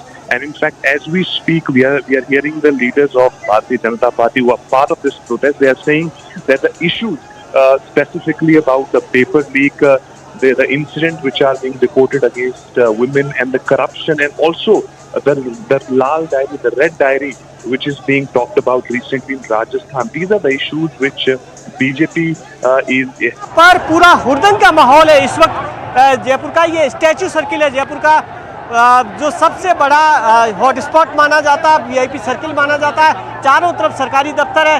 ये जो पीछे की तरफ सचिवालय है, क्योंकि ये barricade अगर यहाँ से क्रॉस करते हैं तो आगे सीधे सचिवालय की तरफ जाते हैं, इसलिए पुलिस कोशिश कर रही है कि बीजेपी कार्यकर्ताओं को इस बैरिकेड से आगे न जाने दिया जाए। अब देखिए कि अब पुलिस आगे बढ़ी है, पुलिस वापस आगे बढ़ी है। लगातार ये जो गुरिल्ला वार चल रहा पुलिस में और बीजेपी कार्यकर्ताओं के बीच में, 5 कदम आगे बढ़ती पुलिस, 5 कदम पीछे आती है। अब फिर धकेलने की कोशिश की जा रही है, लेकिन अलग अलग जगह पे ऐसे फ्रंट खुल चुके हैं जहां इस वक्त टकराव की स्थिति चल रही है बीजेपी कार्यकर्ताओं और पुलिस के बीच में। और देखिए कि मुद्दा क्या है सबसे बड़ा, क्योंकि राजस्थान में 4 महीने बाद में विधानसभा चुनाव है, तो इसलिए बीजेपी ये कोशिश कर रही है कि कानून व्यवस्था के मुद्दे पर, भ्रष्टाचार के मुद्दे पर, महिलाओं के खिलाफ बढ़ते अपराध के मुद्दे पर गहलोत सरकार को घेरा जाए।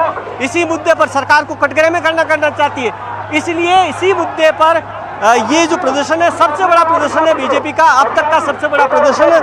और यहाँ पुलिस की ये कोशिश है कि नौबत ये नहीं आए जब लाठियां ज़्यादा चलानी पड़े। हालांकि लाठियां चल रही है यहाँ पर, यहाँ पुलिस भी ऐसा नहीं हो कि शांतिपूर्ण तरीके से रोकने की कोशिश करी है, पुलिस भी बल प्रयोग करी है, लाठियां चला रही है खदेड़ने के लिए, वाटर कैनन भी चल रही है। तो अब देखिए कि अब थोड़ा आगे बढ़ चुकी है पुलिस, बीजेपी के कार्यकर्ता थोड़े पीछे हैं।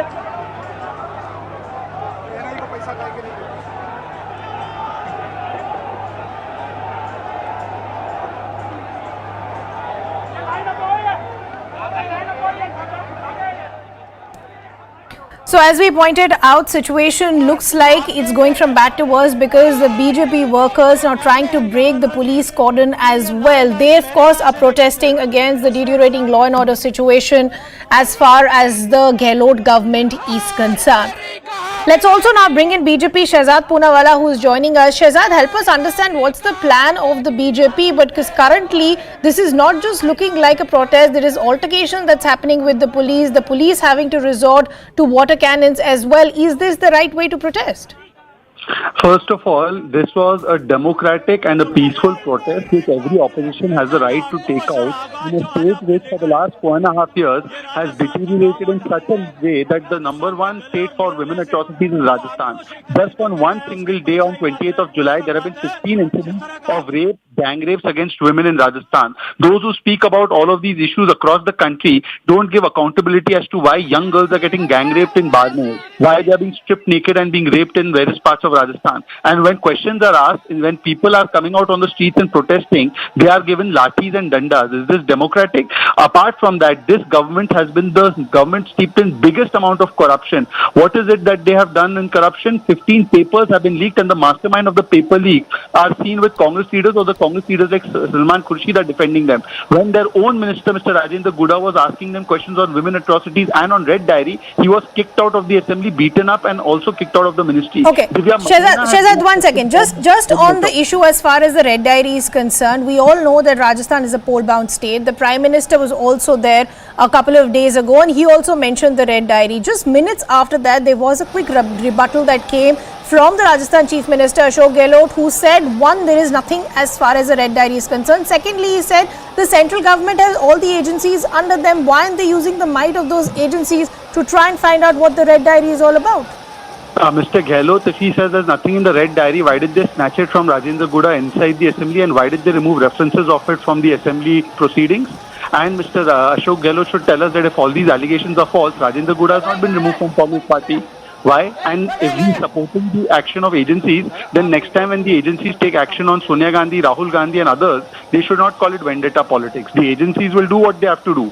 But Mr. Gehlot, you answer. What is there in the Red Diary? Is it not true that Suresh Dhaka, the mastermind of the paper leaks, is being defended by Salman Khurshid and has not been apprehended by the Rajasthan police? Okay. Is it not true that Gopal Kesawat, hand in glove in the entire paper leaks, was with Rahul Gandhi? Is it not true?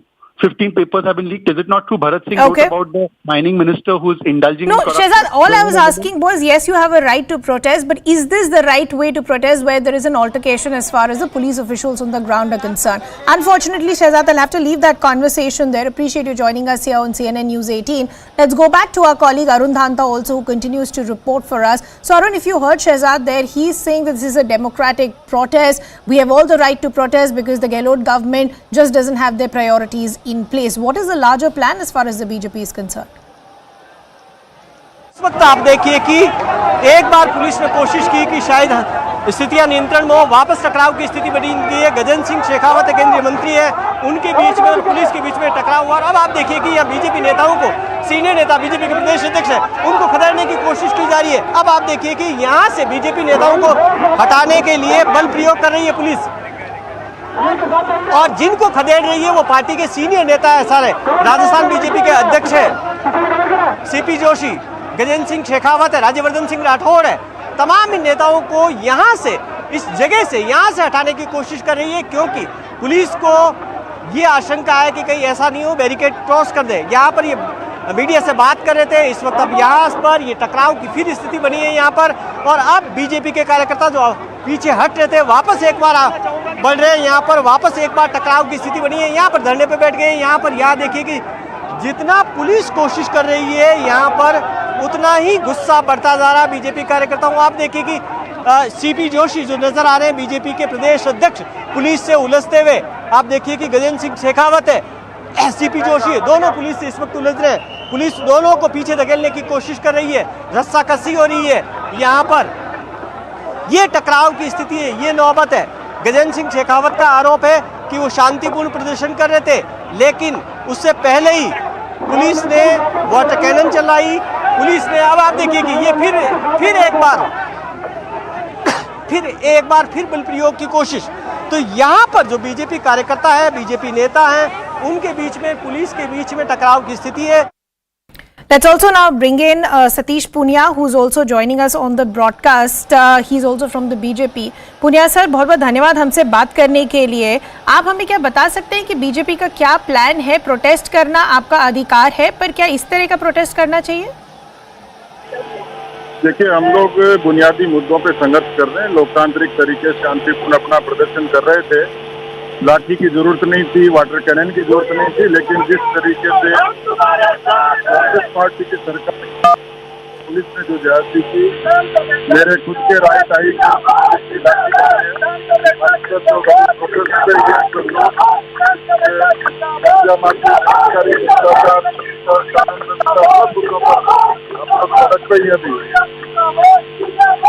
Punia sir, क्या आप हमें बता सकते हैं अभी on ground क्या हो रहा है? क्योंकि जिस तरह की तस्वीरें और वीडियोस हम देख रहे हैं उसमें ऐसा लग रहा है कि जो बीजेपी के प्रोटेस्टर्स थे वो पुलिस का कॉर्डन तोड़ना चाहते थे, इसलिए पुलिस को वाटर कैनन्स और लाठीचार्ज का रिजॉर्ट करना पड़ा। क्या आप हमें बता सकते हैं स्थिति कैसी है?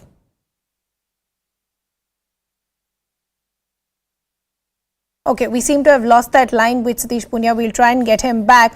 But we stay with those visuals coming in from Jaipur in Rajasthan, where the BJP continues to protest against what they call deteriorating law and order situation as far as Rajasthan is concerned. Arun Dhanta also continues to be with us. Arun, keeping what's happening on the ground aside, this narrative of the Red Diary looks like that the BJP is only going to escalate this in days to come. देखिए, सरकार किस प्रकार का दमन कर रही है, लाठीचार्ज कर रही है, पानी की बौछारें कर रही है। अच्छा होता इस प्रकार के हथकंडे अपराधियों के खिलाफ करते, अच्छा होता ये लाठीचार्ज जिन दंगाइयों ने एक बच्ची को पानी के बोतल में पेशाब पिलाया, अच्छा होता लाठीचार्ज उनके खिलाफ करते।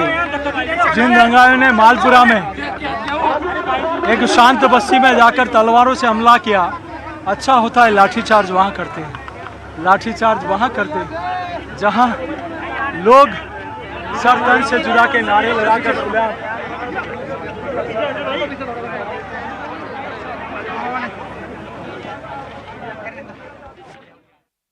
So reactions they're coming in from the BJP of what really is happening on the ground. They're saying it's the democratic right to protest. Why did the police have to resort to use of water cannons and lathi charge? Let's go back to our colleague Arun. Arun, apologize for interrupting a short while ago. I was saying, keeping the kind of events that are happening on the ground aside, this narrative of the Red Diary, it looks like the BJP is only going to escalate in the days to come.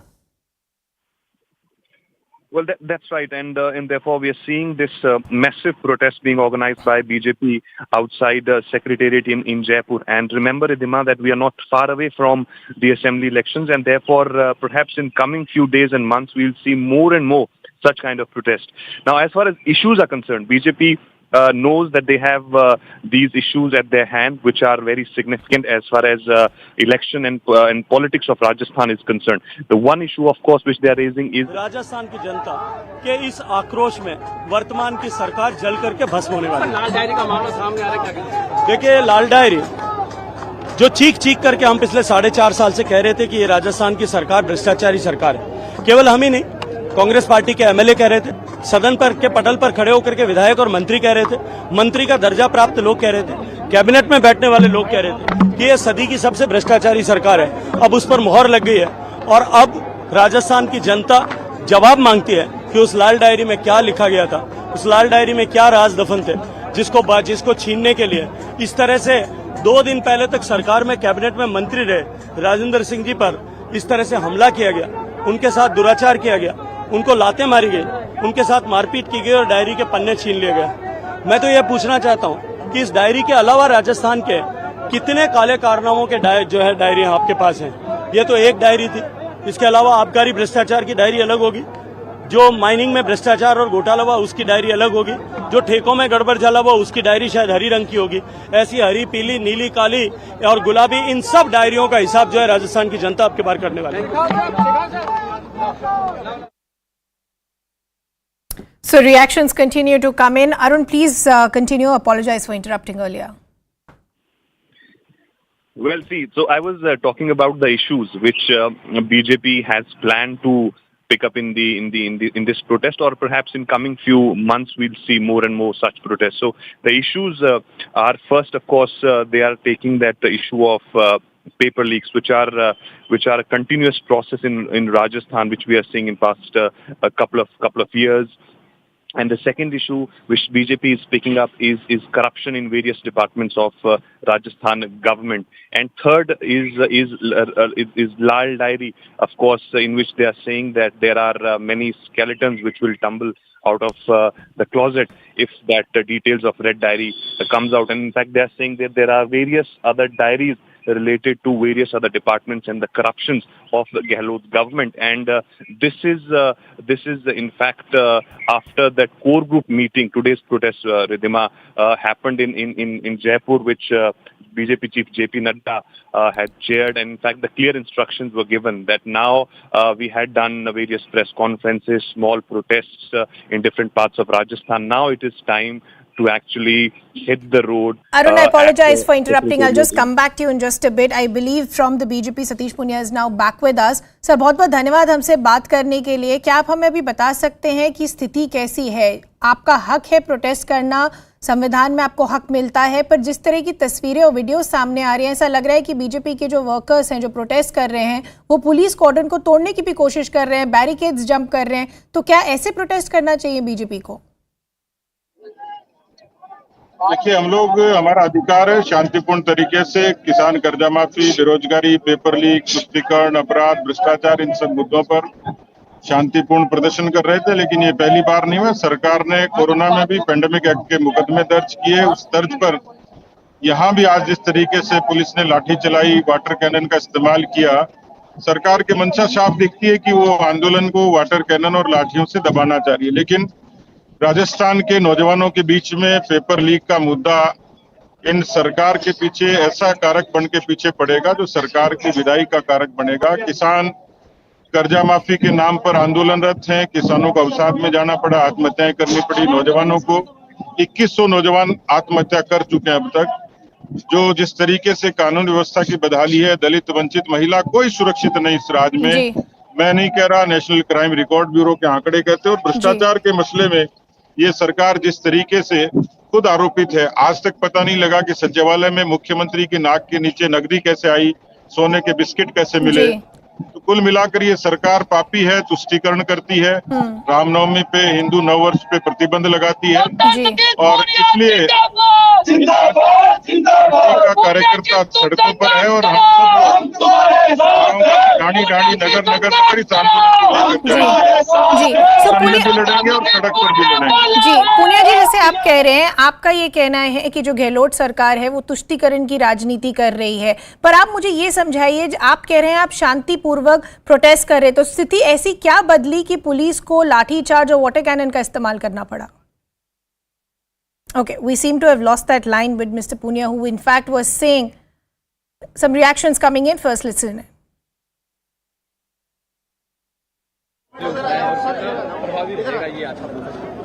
देखिए, राजस्थान के अंदर बेरोजगारी, अपराध और भ्रष्टाचार ये चरम पर है, और ये खाकी वर्दी के पीछे जो छुपे हुए हैं अपराधी, ये डंडे हमें मार रहे हैं. सांसदों को भी डंडे पड़े हैं, लेकिन हमें डंडों से डर नहीं लगता. हम अपराधी नहीं बनना चाहते. हम कल को पुलिस वालों को पकड़ेंगे तो हम अपराधी बनते हैं. हम अपराधी नहीं बनना चाहते. अपराधी पीछे छुपे हुए, पुलिस वालों के पीछे छुपे बैठे, उस वाटर कैनन के पीछे छुपे बैठे, वो है अपराधी. और अभी तो वो शुक्र मनाए कि साधारण जनता सड़क पे नहीं निकल रही, नहीं तो लोकतंत्र नहीं इनको हाथ से पकड़ के बाहर निकाल सकती है. हम लोकतंत्र से इनको बाहर निकालेंगे.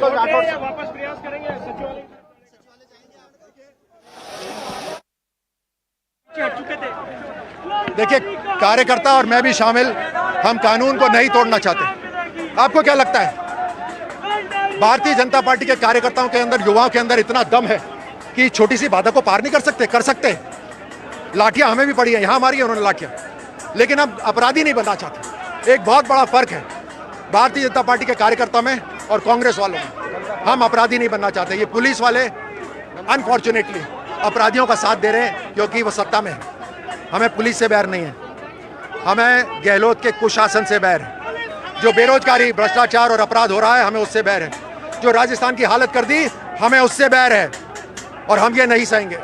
हम बदल के रहेंगे, लेकिन लोकतांत्रिक तरीके से। लेकिन आपके कार्यकर्ताओं ने पानी की बोतलें फेंकी, पुलिस पर भी डंडे फेंक रहे थे। अरे इसके अंदर तो बहुत सारे इनके खुद के लोग मिले हुए होंगे। कितने जूते चप्पल आए इधर। मैं तो आगे कर रहा था पुलिस को, ऊपर देखो, ध्यान दो जूतों का। मैं तो आगे कर रहा था इनको। इनमें बहुत सारे लोग मिले हुए हैं, बहुत कुछ कर रहे होंगे। भारतीय जनता पार्टी का कार्यकर्ता कभी कोई गलत काम नहीं करेगा। तो आप देखिए कि राज्यवर्धन सिंह राठौड़ जो कह रहे हैं कि बीजेपी कार्यकर्ता Multiple reactions there coming in, multiple reactions coming in from the BJP as well, who are saying they're only protesting in a democratic fashion. It's the police that in fact resorted to undemocratic ways of lathi charge and use of water cannons as well. But just look at the kind of visuals that are coming in. You can see a clear altercation between these protesters who are BJP workers and the police. Many of them trying to break the police cordon. They're trying to jump barricades as well, which has resulted in the police having to resort to the use of water cannons and lathi charge in some cases as well. Let's continue the conversation with our colleague Arun Dhanda. Arun, it's clearly now becoming a story of two narratives. On the ground, you can see those visuals where the BJP workers are, breaking police cordon, jumping barricades. But the BJP is saying we were protesting in a peaceful manner. It's the police that in fact resorted to lathi charge and water cannons. Do we have clarity of what really happened that led to this altercation in the first place? Well, see, Ridhima, in such situations, these things are bound to happen because the gherav is not happening off a normal building. It's a gherav which BJP has planned off Secretariat. So Secretariat is a building in a state government where all the state runs, all the power machinery is set up there. So therefore, it's a very, very sensitive place. And when BJP has planned this gherav on this large scale, after gathering people from different parts of Rajasthan, security, of course, was enhanced in that area. And therefore, when we are seeing that BJP leaders were trying to actually, cross through those barricades which were put up there, then police actually resorted to, water cannons and other important things which is necessary to actually stop these leaders. But now, of course, BJP claiming that they were protesting peacefully. Police personnel came and, started dragging them, started beating them. And therefore, these, allegations and counter allegations are coming up. But at this juncture, of course, what is important is that Okay, we seem to have lost that line with Arun, but fresh visuals also now coming in, and you can see water cannons now being used with a lot of force by police against those protesters. और यहाँ पर धक्का मुक्की, रस्साकसी लगातार जारी है और इसलिए बार बार वाटर कैनन का इस्तेमाल करना पड़ रहा है। यहाँ ये तस्वीरें आप देखिए कि यहाँ आप दो तस्वीर एक साथ देखिए, एक वाटर कैनन से देखिए आप, यहाँ पर बार बार पुलिस वाटर कैनन का इस्तेमाल कर रही है। पीछे रैपिड एक्शन फोर्स की टीमें हैं, तैनात हैं, जिससे आगे नहीं बढ़े। और ये पीछे की तरफ बीजेपी कार्यकर्ता जो इधर बढ़ने की कोशिश कर रहे हैं और यहाँ पर ये पानी फेंका जा रहा है। लाल डायरी बीच बीच में लहराई जा रही है। ये वही लाल डायरी है जो राजेंद्र गुड़ा ने, जिस लाल डायरी का मुद्दा उठाया था।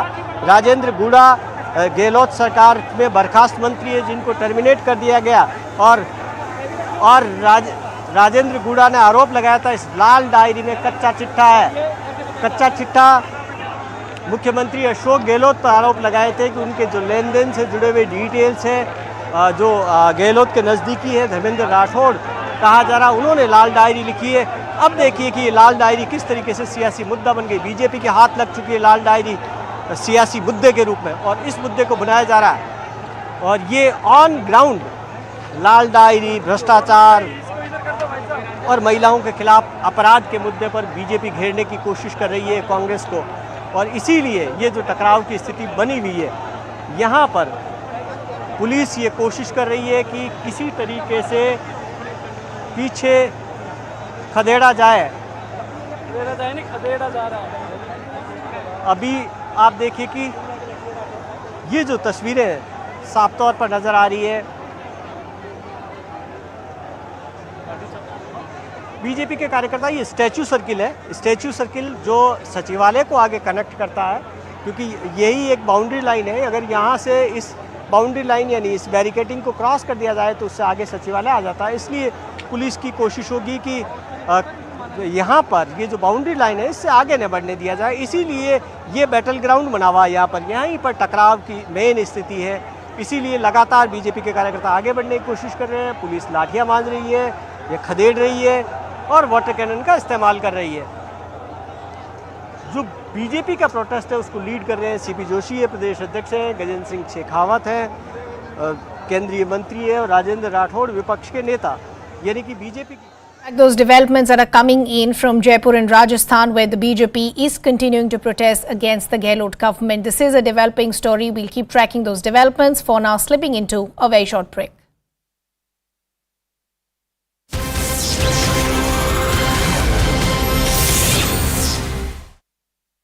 Whenever I had, including 12 corps of Rapid Action Force to Haryana to maintain law and order situation in the area.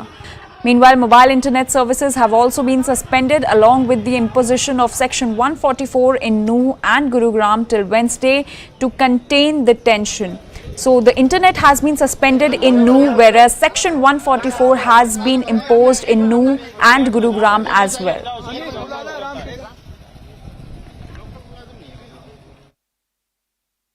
Mewat में हुए विवाद के बाद अभी भी स्थिति काफी तनावपूर्ण है और आप ठीक मेरे पीछे देखिए किस तरह से मेवात पुलिस के अलावा अन्य जिलों से भी पुलिस को बुलाया गया है और स्थिति को काबू करने की कोशिश की जा रही है। बिल्कुल पुलिस के ठीक उस तरफ सामने जो है उपद्रवी हैं और लगातार फायरिंग कर रहे हैं पुलिस के ऊपर, और पुलिस भी अपने बचाव में लगातार फायरिंग कर रही है और कोशिश कर रही है कि इनको यहाँ से खदेड़ा जाए। ये सिर्फ एक जगह की तस्वीर नहीं है, बल्कि मेवात के हर एक तरफ जो रास्ता जाता है, हर रास्ते पर इसी तरह से उपद्रवी मौजूद हैं। ये जो दूसरा रास्ता है ये आप देख रहे हैं, ये बाजार का रास्ता है और यहाँ पर भी स्थिति कुछ ऐसी ही है, और इसीलिए अब लगातार जो पुलिस है वो आगे बढ़ रही है, हर रास्ते पर आगे जा रही है ताकि जितने भी लोग यहाँ मौजूद हैं जो माहौल खराब करने की कोशिश कर रहे हैं उनको किसी तरह से काबू किया जा सके। और इस दौरान कई सारे पुलिसकर्मी भी घायल हो चुके हैं जिनका अलग अलग अस्पतालों में इलाज चल रहा है। और इस सब के बीच हरियाणा के गृह मंत्री ने भी ये कहा है कि हमारी नजर है और जल्द ही केंद्र से भी मदद मांगी गई है इसको लेकर के, और साथ में जो लोग हिंदू समाज से जुड़े हुए हैं जो एक मंदिर के अंदर इस वक्त फंसे हुए हैं उनको भी वहां से बाहर निकालने का रास्ता सरकार खोज रही है। यहाँ पर बजरंग दल और विश्व हिंदू परिषद की शोभा यात्रा निकल रही थी। उसी दौरान एक दूसरे समुदाय के लोगों ने उनके ऊपर पत्थरबाजी शुरू कर दी और उसके बाद दोनों समुदाय के बीच जमकर पत्थरबाजी हुई।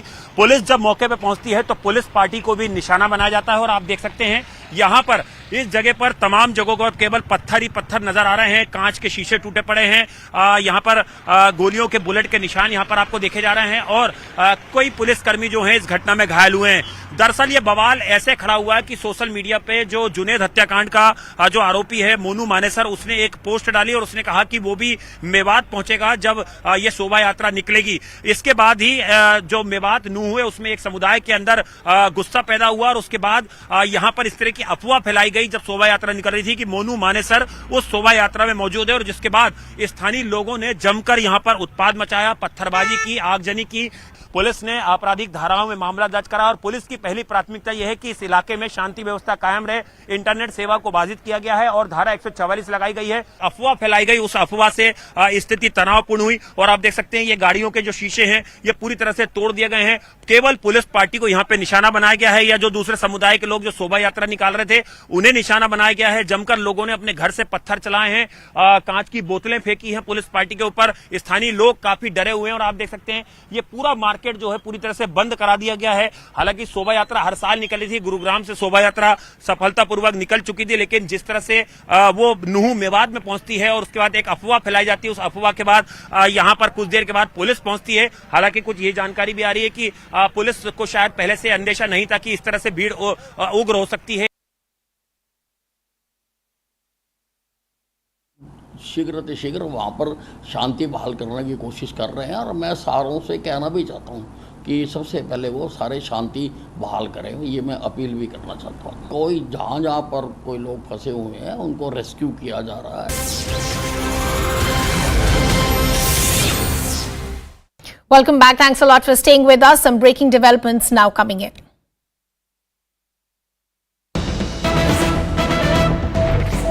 And this is developments now coming in from the Supreme Court. This is as far as the hearing on the Manipur video that was on the top court. The Supreme Court has summoned the Manipur DGP. The Chief Justice of India has asked the Manipur DGP to appear on Friday. The Supreme Court has wrapped the Manipur government, saying there was no law and order left in the state. State cops are incapable. Very strong words being used as far as the CGI is concerned. Even yesterday, the Supreme Court had wrapped the Manipur state government, asking why there was a delay as far as the filing of the FIR is concerned, asking the inaction that led to the delay as far as the state authorities were concerned. Ananya Bhatnagar, our legal correspondent, now joining us on the broadcast. Ananya, very strong words coming in and a very crucial development coming in as far as the hearing that was on in the top court, where now we're understanding the Manipur DGP, in fact, has been summoned. Even yesterday, as I was pointing out, the Supreme Court was very clear. They wrapped the Manipur government, asking for inaction, the delay in filing the FIR. What did we hear from the top court today? Well, definitely. First, the developments are that, the Manipur DGP has been summoned to appear personally before the court on Monday. He will, in fact, now, be assisting the court with regards to the bifurcation of the FIRs, how investigation has to be carried out. But the observations that have come in from the Chief Justice of India today are something that is very, very troublesome. In fact, the Chief Justice of India has gone on to say today that there was for 2 months in the state of Manipur, there was a complete breakdown of the law and order situation.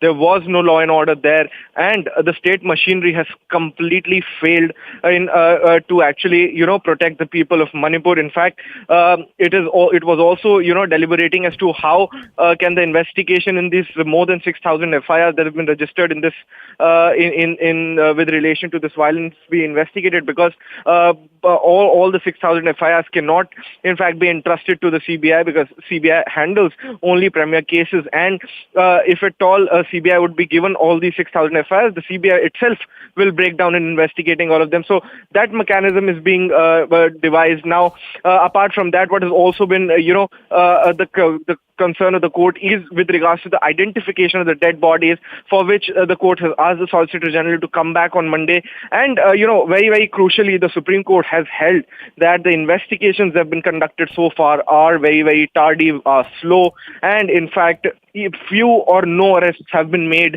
in these cases. And in fact, people of Manipur have lost their faith, is something that the CJI could hint at. But on Monday, when the Supreme Court again sits back to hear this particular matter, the DGP of Manipur will be present in the court. He will have to appear before, in fact, the Chief Justice of India's court to actually assist the court with regards to the situation there, with regards to how things can be brought back to normal. And in fact, the Supreme Court is also mulling on to actually create committee headed by former judges of the High Court. So all of this would be a very, very important and a crucial hearing on Monday, where Supreme Court could be seen figuring out, or somewhere or the other, drawing a mechanism as to how things in Manipur can actually be improved.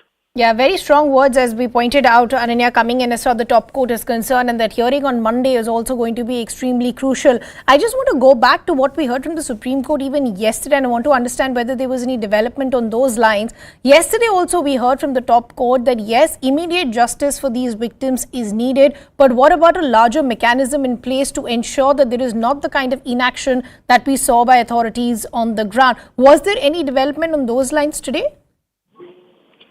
Well, there were certain, important observations that were made by the Chief Justice of India, and I'll take you through all of those observations that were there. In fact, the Chief Justice clearly saying that, there is a complete breakage of the law and order situation, and he also said that it appears that except for 1 or 2 cases, there is no arrest at all. Look at the way investigation is so lethargic. The FIRs registered after 2 months, arrests have not been made, statements not recorded. For 2 months, the situation was not even conducive for recording FIRs. In fact, the court was of the view that, it is so difficult even for the Manipur police to enter certain areas and to make arrests. So, and he goes on to say that, it gives us an impression that from beginning of May till July so far, there was no law and order. There was a complete breakdown of the constitutional machinery in the state. You're right that the police could not make arrest cause. That does not point out to the fact that there is a complete failure and breakdown of the law and order machinery in the state, is what the Chief Justice of India said. On Monday, when the court comes back, there would be crucial aspects being discussed. Number one, and the foremost and the most important question that would be answered is as to who will be investigating these 6,000 FIRs that are registered, whether the Manipur police would be allowed to do so or not, whether there would be certain kind of a mechanism, there would be a monitored probe or not. All of this would be answered on Monday, whether the Supreme Court would actually be forming a committee. All these questions boil down to Monday when the Supreme Court, the 3 judges bench headed by the Chief Justice of India, actually comes back, and the DGP is also present along with the Solicitor General and the Attorney General of the country. Ananya, I'm just going back to some of the details that you were pointing out a short while ago, which is again what the CJI has said, where he said, we may think of forming a committee comprising of former High Court judges, remit the committee rehabilitation measures, supervise the work to ensure that the process pre-investigation is fair. As far as the formation of this committee is concerned, do we have any more direction or details?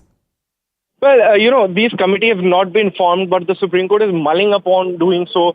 It is discussing the options of retired High Court judges. It would be also looking into women, judges to actually come up, because there are cases of, sexual assault. There are cases of crime against women. And that's the reason why, in fact, Supreme Court would also want some woman to actually come into the picture and to actually go on and, be a part of this investigation or this committee that would be carrying out and rehabilitating the people of Manipur.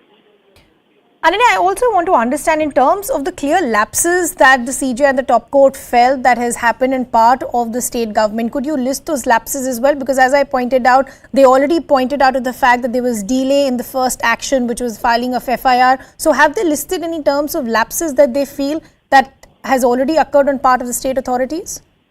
Well, in fact, definitely. The court has, in its order itself, has recorded that prima facie it appears that the investigations that have been carried out in, in these 6,000 FIRs is something that is very, very lethargic. The Supreme Court has also stated that, the FIRs have been filed or very late. In fact, almost 2 months gap was there between the incident and the FIR being reported. And finally, in fact, it has also been stated that not proper arrests are made in this, in the cases like these. And definitely there is a complete breakdown of the law and order situation, is what the Supreme Court has been constantly saying since the hearing began today. Ananya, we'll just request you to stay on with us. We want to bring in our colleague Arunima also, who's joining us on the broadcast. Arunima, very crucial development that's coming in from the top court, where the DGP of Manipur now in fact has been summoned, and that hearing on Monday is going to be crucial. The Supreme Court has minced no words, saying there was inaction as far as state authorities are concerned. There were delays in filing the first FIR. Is this a significant breakthrough as far as the investigation for Manipur is concerned? I have been speaking to the Manipur top brass even as the hearing was going on, and they did acknowledge that in the month of May until about mid-June, the situation was exactly what the Supreme Court was reflecting, that there was a complete breakdown of law and order, since the policemen themselves had divided themselves on ethnic lines. In Meitei-dominated areas, there were no Kuki policemen. In Kuki-dominated areas, there were no Meitei policemen. So there was a shortfall of manpower also. But now they are saying in the last 6 weeks or so, the situation is improving. They are in a position to convert the zero FIRs into regular FIRs, and police has started probing. Arrests have been made. Even when they say that, the fact is late last night in Imphal, some buildings were burned down. The Kuki community claims that these buildings belong to them. An FIR has been registered, but no identification of the miscreants, no arrest yet. And the Supreme Court's concern is right. If there are 6,500 plus FIRs, can the police is it possible for the police force to go ahead and probe this? Arunima, I'll just request you to stay on with us. We want to take in some political reactions as well from the TMC. We have Biswajit Deb joining us on the broadcast. So good to have you with us here on CNN News 18. Crucial developments that are coming in as far as the top court is concerned, where the Manipur DGP now has been summoned. How do you see the move? If it is the right action taken by the Supreme Court of India, And really we fail to understand why since the last 3 months the government of India and Manipur government has failed miserably to control this situation. And not only that, Manipur is now a shame for all of us. Whatever has happened in Manipur after this video being gone viral, everybody has seen it, and you see, it's really a shame for us. But the question is that whether the central government is really interested, whether the central government is serious to solve this issue or not. Well, from the way they are working and the way they are trying to handle the situation, I don't think that they are at all serious to handle the situation. They are at all serious to solve this particular situation. Manipur is still burning, and it's high time that the government should understand this. And I don't understand also why this government has been allowed to continue, why Biren Singh's government has not yet been sacked. The correct course of action should have been this particular government should have been sacked by now. But unfortunately, this has not been done. Here we do not see the central force. Here we do not see the MP delegation. Here we do not see... So a couple of crucial points that you're making. You're saying the intent is just not there because Manipur still continues to burn. The situation is still volatile there. You're also asking why is the Chief Minister not being asked to step down. Mr. Deep, I want to understand very clearly from you, what are the various lapses do you think that have occurred on part of the state authorities? On the part of the? State authorities, the state government. State government has failed completely. You see, law and order is a state subject. It is a state subject. And from the events, one after another incidents which have taken place, thousands are homeless, thousands of people, their houses have been burned. So many people have lost their life, more than 200 people. And the state government has miserably failed. But Mr. Dev, when you say that law and order is a state subject, the BJP also, I understood your point and I agree with what you're saying, but here the BJP is also training guns and trying to draw a parallel as to what is happening between Manipur and West Bengal. They're saying today the TMC is up in arms asking what is being done in Manipur, but there is a volatile situation in Bengal also where the law and order situation is questionable. What is the state government doing there? So they're saying there is a sense of hypocrisy that is being exposed as well. How can you compare the situation of Manipur with any other part, leave aside Bengal, any other part of India? Can you compare it? Is it practical to compare it? BJP is politicizing the issue in Bengal. BJP is trying to politicize the issue of Bengal. The reason is the entire violence, whatever we have seen during the Panchayat election in Bengal, had been created by BJP. This has been deliberately done by BJP along with CPIM, ISF and other parties. So they know very well who has created this violence here in Bengal. But Bengal, whatever the situation has been, whatever we have seen the situation, this under any circumstances cannot be compared with Manipur. Manipur is something which is shocking. Manipur is something which is a horror. It is a horror for all of us. And it's high time that the central government should swing into action. Okay. Mr. Deb, unfortunately, I'll have to leave that conversation there. Thanks a lot for speaking to us here at CNN News 18. Let's also now go back to our legal correspondent, Ananya Bhatnagar, who's also joining us on the broadcast. But before that, Ananya, I just request you to stay on with us. We want to take in a reaction from the Congress as well. Nasir Hussain is now joining us. So good to have you with us here on CNN News 18. How do you see the developments that have come in from the top court where the DGP of Manipur now has been summoned? See, we have been speaking on this. We have been raising issues. 21 members of the opposition have gone there. They came back and they reported to their leaders in the parliament. They wanted to speak in the parliament. Supreme Court, I think it is twice. This is the second time on this issue that Supreme Court has come down heavily on the Manipur government. Despite all these things, BJP doesn't want to speak on this issue. The Prime Minister doesn't want to speak in the Parliament. The Prime Minister doesn't want to go to Manipur. And when 2022, when the elections were on, there were dozens of union ministers who were campaigning in Manipur. Not even one union minister, except Home Minister for the brief period initially had gone there. No one else has gone there. See, unless you immediately get down to the business of trying to start a peace process there, you cannot stop the violence. As we are talking now, Even now, there is violence happening in the state of Manipur. But Mr. Hussain, I just want to ask you, politically speaking, as far as the monsoon session of Parliament is concerned, now the BJP is actually training their guns at the opposition, saying that you wanted a discussion on Manipur. The government has extended an olive branch multiple times. They are ready for a discussion. Why is the opposition not agreeing? Won't it work in the benefit of the opposition if you have a discussion on Manipur, corner the government and ask the tough questions rather than not wanting it at all? I'll answer on this. See, the opposition has made it very clear. One, the Prime Minister should come to the Parliament and make a statement on Manipur. He shouldn't be going to the election-going states and speaking from there against the opposition parties and not on Manipur. One. Second, we said suspend all the business of the day and have a full-fledged discussion on the law and order situation, on the violence, on the ethnic clashes that are happening in Manipur. For the past 3 months, it is almost close to 100 days now that the violence has erupted there, violence is continuing. So you cannot have a discussion in 2 hours time. There are more than 30 parties in the parliament, more than 30 parties. Even if each one of them each member of each party gets 10 minutes also, how much time do you need? Okay. So 2 hours of discussion is not possible. We say, and had they accepted for our demand of suspension